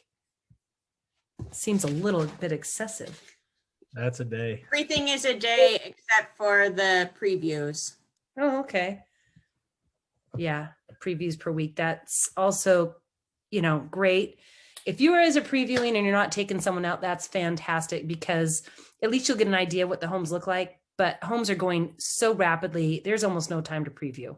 And you can't even get a showing time. Yeah, I mean, honestly, I've seen it go up. It's only been up 3 hours. I go to look, and the next 2 days are booked solid, 8 to 8. That happened to us this weekend. Well, you know how you fix that? Do you guys, what did you say to your clients? I offered to do a drive-by with them. So we offered to do a drive-by, and then they had like the 360 view. Mm-hmm.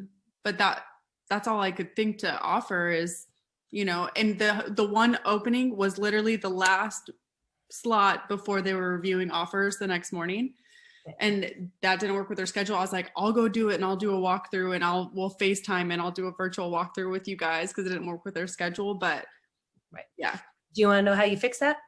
Yeah, yes, please. Hey, most of them are booked a half an hour out, right? They book a half an hour. Some of them are 15 minutes, and some people have figured out how to use showing time and do an overlapping. Some of them won't set it up for an overlapping. So it doesn't overlap, because it tells you you're already booked because you're showing back to back.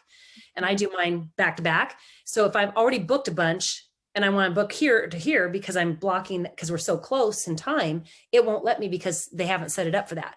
So whenever I see a fully booked schedule, or I can't fit myself in and I want to be there, I just call the listing agent and say, hey, this is Kristen Campbell at Keller Williams.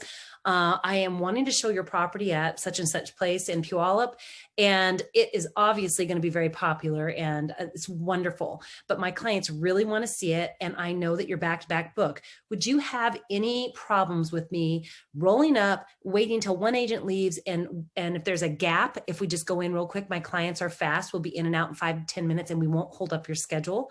Would that be okay? I'll still log in. Sweet, I'll be there. Okay, awesome. Do you get a pretty positive response from the listing agents? 100%. Okay. I mean, who doesn't want to sell the house? Yeah, obviously they want, yeah. Okay. Who doesn't want 25, 35 offers to go through? Yeah, we did talk to a agent. She was actually from Kirkland, and she was showing her clients in Lakeland Hills. Mm-hmm. That's where we're showing this weekend. And she said that it's basically a non-negotiable, only 15-minute increments up north for showings, because it's so insane. Yeah, but you don't even need that. I have clients that go in and out in 5 minutes right now. Yeah. So I roll up, I look at the agent that's outside. I go, hey, are you the 2 o'clock or the 2:15? And they'll tell me, oh, we're the 2, we're just finishing. I go, great. And I look around, is there no other agents? Sweet. I'm going to squeeze in. Log in, out, boom, we're done. I did that. I did 4 showings the other day with not a single appointment. Yeah. Back to back too. You just get used to doing it. But yeah, that's what you do. You get them in and out, you get it done. Well, that's yeah, that's how you do it. That's how because you just say, I'm a professional. We know what we're doing. We know we are just giving everyone their time. We don't want to keep up the schedule because I want to get everyone in and out. I get that. My clients are well attuned to what we're looking for. We just want to do a quick walkthrough and we'll be done, and we're going to follow all the safety rules. Sweet. Good. Bye. Thank you so much. Remember, my name's Kristen Campbell in case I send you an offer. No, just you kind of chat them up. And that counts as a chit chat. I like that, because they have to talk to you at least 3 to 5 times before you send in that offer, or by the time you send in the offer, because that's either it's text, a call, an email, all that stuff counts as a touch. So your 10 contacts a day, how many are doing really well with that? Dead silence, crickets. Hey, don't worry. There are agents I know that on those teams, they do great. They're in it. They're constantly doing, I'm amazed by that.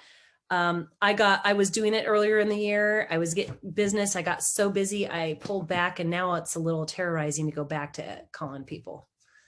Not that I'm not going to do it. I'm just dragging my feet, but I made a promise to Bill Allison that I would contact 7 people a day. I should probably start that today, because I have 2 weeks to do it in.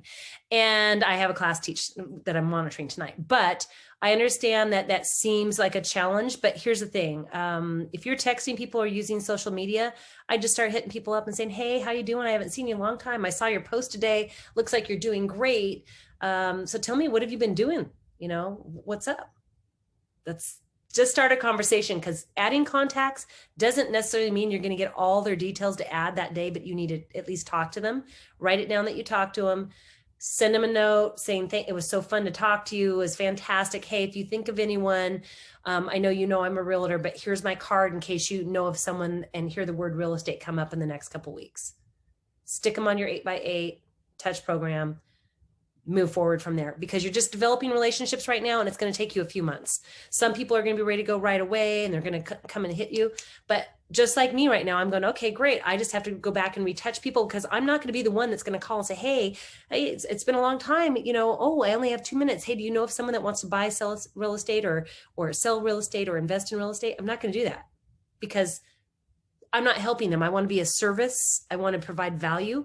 I don't want to be the only person that calls and asks for business all the time, right? So you're going to do that differently. So those 10 contacts that you're adding in 10 conversations, that is a great goal. I think for me, like I said, mine is 7 contacts a day. Some of them I'll be adding more information to what I already have on them, but some people I'm going to be getting new information from. And to me, the 7 conversations a day are messages and phone calls. So if I'm doing the 7 to 10 conversations, I'm adding information. I may not have all of it the first time, but what I do is when I'm on messaging with friends, I'm like, oh my gosh, it's been so long. You know, it's been great. Hey, can I get your phone number in case I'm out in that area? I can text you and we can hook up for coffee in the next 2 weeks. Or, hey, let's schedule a coffee. We can do our distancing outside. What's your phone number? Get that and say, oh, that's so cool. Thank you. And, you can ask them other questions. You can ask them where they live and all that. And if you're really much closer to them and they're a family member, you already have stuff, or a close friend, you can say, hey, can I get your address again? I didn't have that written down, because, you know, we've all been virtual for so long. I don't even have your address. And put it in there and say, hey, and you know, as an agent, I've been working on my CMAs. Would you mind if I practice on your house? And then if they say yes, say, have you done any updates in the last 2 years? All stainless steel appliances? Did you do any full bathroom remodels, new flooring throughout, stuff like that? Take some notes, say, cool, I really appreciate it. When I get this done, I'll go ahead and send you a PDF of it. Cool. That's, you know, chit chat. 10 handwritten notes a day. Good golly. How many of you done that? I've got beautiful note cards. I love paper. It's just the writing part of it that takes time, right? So one thing I've learned is you do want to throw in one kind of personal thing in every handwritten note, right? That's really personal, but you can pretty much say the same thing to 10 different people, but just add something personalized in it, right? It's like you write your Christmas cards, right? Happy holidays. I hope that next year brings you much joy, happiness, success, and new adventures. Happy New Year. But then you can say, I love you if it's mom and dad. So you see what I'm saying? It's personal, but it's the same. And then if you do want to really throw in something really cool, you can say, hey, yeah, I really appreciated you sharing that post the other day. That was very inspirational. And I look forward to seeing you for coffee next week. You can write stuff like that. It doesn't have to be a long story. Do that. In fact, this reminds me, I probably should handwrite some more notes. And if you don't already have it, and I don't know if you guys all have the budget, but there's a company called amcards.com. And for $39 a month, you can send out their really nice cards. They have all kinds of things. And they've got this editor in there. and you can change the color and change the font that they have. And then on the back, you can upload your logo and your face and your phone number. And then you can put your text in the middle and you just type what you want in, and you can throw in pictures of them. So if their doggy just passed away, you can then put a sympathy card in there and throw a picture of their doggy that they love from Facebook and just download it, put it in there, and then you can send it off. It's like $2 a card, but they take it off your, when you, on your monthly rotation, they take it off. And if you don't use it, it just builds up. Like I probably have like $200 worth of gift cards. So, but there's a point, there's other things you can add and send. You can send gift cards. And I like to do, it's $14.95 plus shipping, two premier chocolate brownies. And I send those with the cards. People love that for birthdays and thank you notes and stuff. So it just comes out of the balance. So just in case, that might be a cool thing you guys might want to try, because then you're not having to drive by all the time and drop it off right now. And of course, when we're out of COVID and we have more properties on the market a little longer, definitely previewing homes is good. That's very helpful, helps you understand what homes look like in a certain area. But anyway, because we're getting to the very end here. You have a lot of scripts. How many of you go to the scripts class? I mean, the practice in the morning at the crack of dawn? I go to one at 1:30. Oh, okay. Is that with your team? No, I'm solo. It's okay. Lindsay Dwyer's script practices are at 1:30 now. Oh, they are good. So she moved them from 7:30 or 8 o'clock in the morning. Okay, good. Yeah, that's good. So only not all of you are on that. Only one or two of you? I've gone, but I also have a scripts partner that I just practice scripts with from time to time. Okay. So how do you guys feel that's going with, are they with brand new agents or are they with agents that are more seasoned? Our whole team scripts together from 8:30 to 9, Monday through Friday. So, and that's everyone in the office, including our ISAs. And so we each get to we break out into like little groups of 3. So a client, an agent, and then kind of an observer for feedback. And then it's whatever we want to do for our script that day when we're the agent. Are we calling on expireds? Are we doing objection handlers? And so we each get to kind of own our script, but we all do it together collectively. And do you feel that by doing these scripts more often, you're feeling more comfortable about the conversations? Yeah, it's like creepy how quickly you memorize the scripts. Because if I usually will spend a whole week where I'm just going to work on my expired scripting. And it's really nice because even when you're off script in a client conversation, you have it memorized, so you can just get right back on script. Even with those objections, like it doesn't even catch you up because you're so on script with it. So you're not using any of your own language. You're specifically only doing what's on that script. No, I mean, you kind of pad it, but the frame, I use the script absolutely as a frame, a starter. And that's kind of, I guess that's kind of what I've learned about Keller Williams is like, follow the model. And then once I've mastered the model, then I get to add my own like creative flair, but I want to make sure I master that model and foundation first. And it's been pretty fruitful in those conversations for sure. That's good. I mean, I not everyone feels that script practice is one of those things that for me, I need to have someone that's at least at the same level as me or above me, because I'm going to be honest, agents are too nice. They're stinking too nice with their scripts. I'm like, oh, you'd agree to anything. If I sold you ice and we're in Alaska, would you buy it for $1 million? Because honestly, it's always, oh, that was so good. Don't say it was good if it stunk.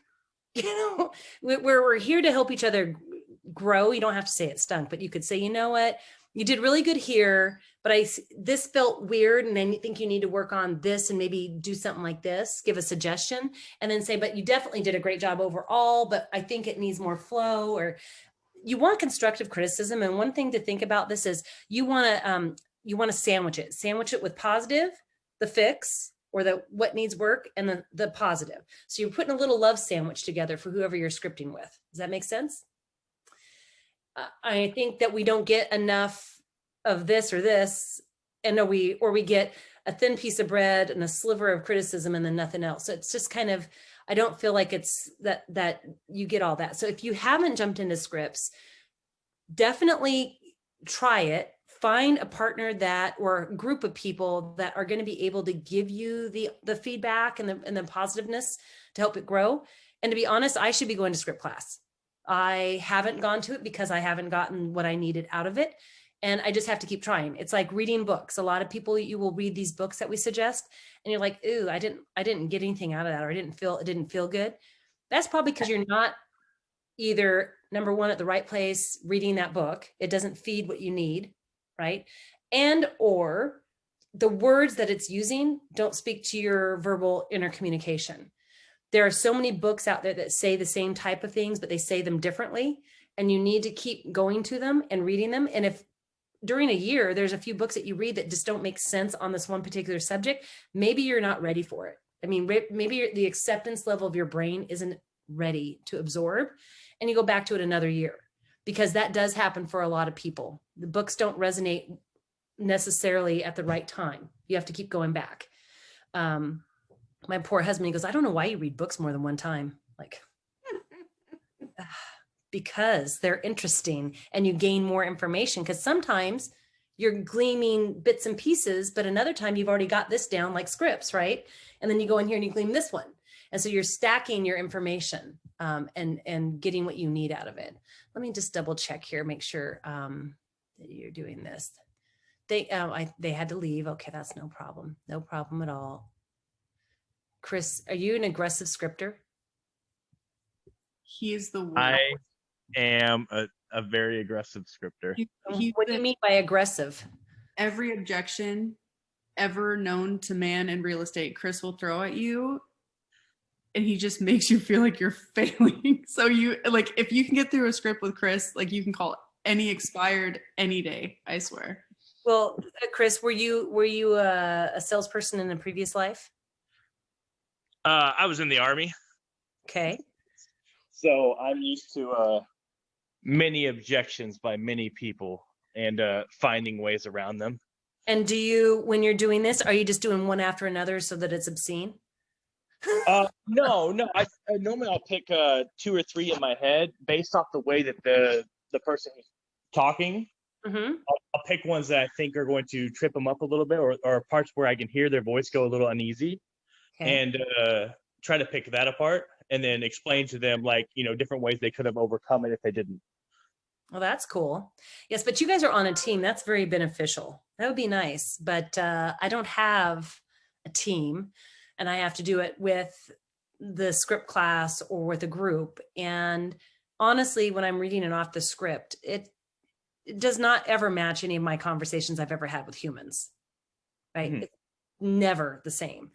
And so I think that I like script role play in the sense that we sit down and we walk through just a chit chat or a conversation, or sit down and pretend to do a listing appointment, or sit down and do a buyer's consultation. That is just going to be, for me, way more effective than reading off a script. Does that make sense, you guys? But I think that would be cool if I had other people, because I don't have that team member.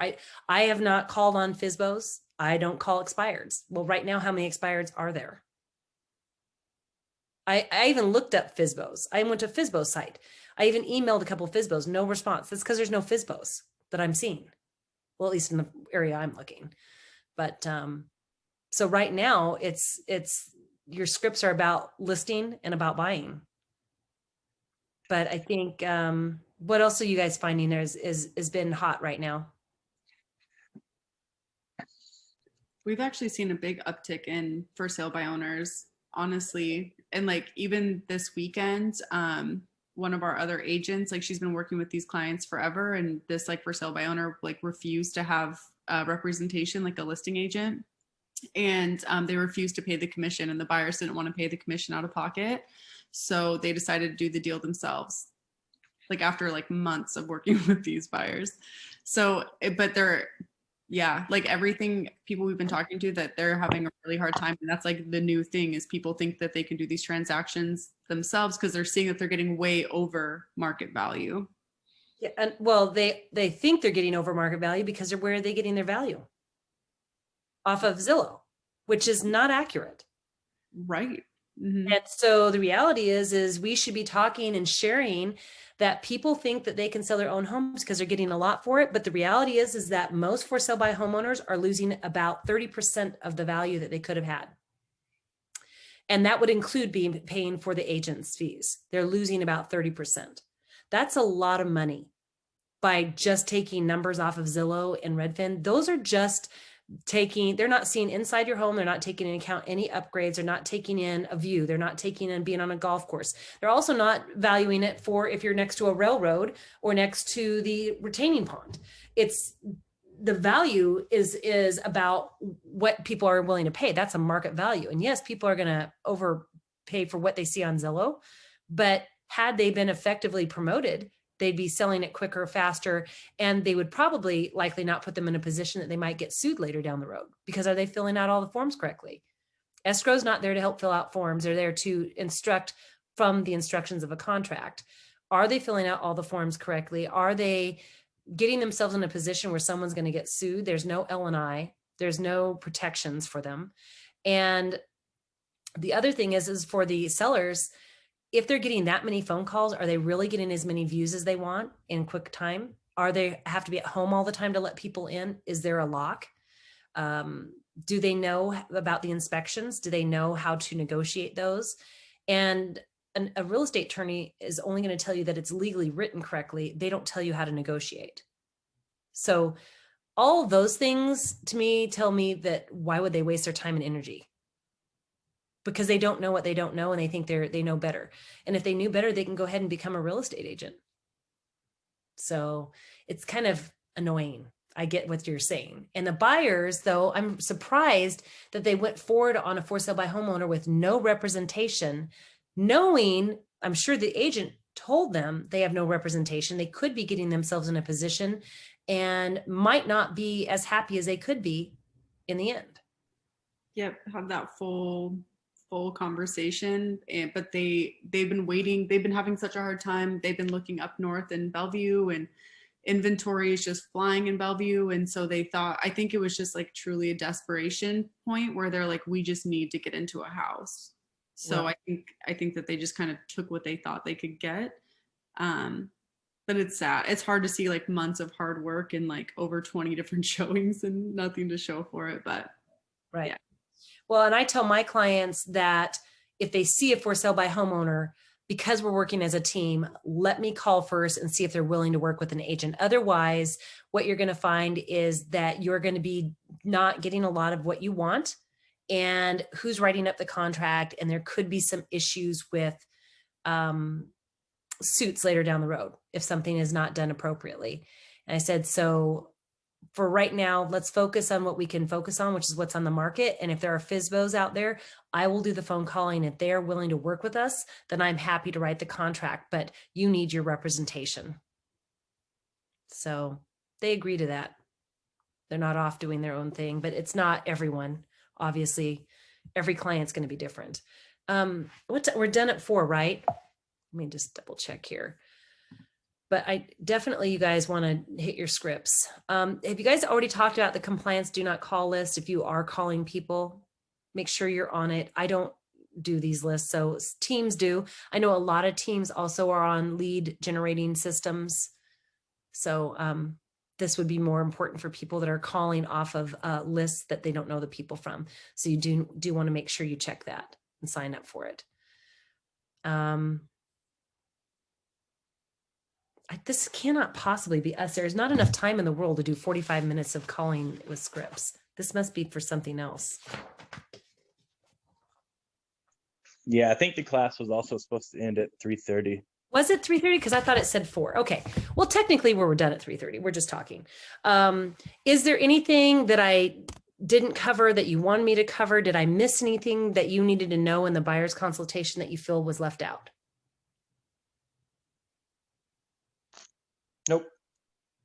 Nope. Well, I'm going to have to get used to this. I think it's much easier in person too.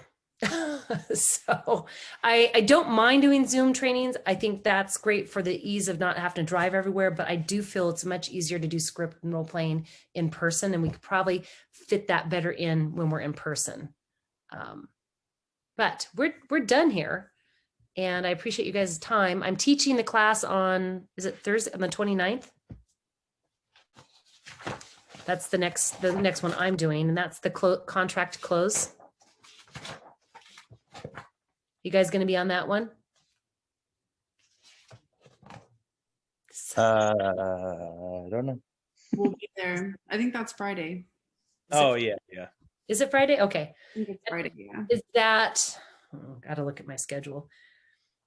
That is Friday. Yep, 9 to 11. Mm-hmm. So it's only 2 hours. So again, that's the thing, is they've changed the times up on these as well. So I've been going through these and I've read through it multiple times before class. And no matter how many times you do this, it's not perfect, I don't think. So hopefully you've learned something out of this, and definitely do your scripts. Definitely get into a buyer consultation to watch how another agent might do it. If you can get in on them, that would be good. Okay. Otherwise, anyone wants to call in the next 5 minutes? Oh, Chris said if anyone wants to call him in the next 45 minutes, he'll script with you. Anyone willing for some pain? Can't have growth without a little pain. Chris, I'm not calling you. I spend too much time with you.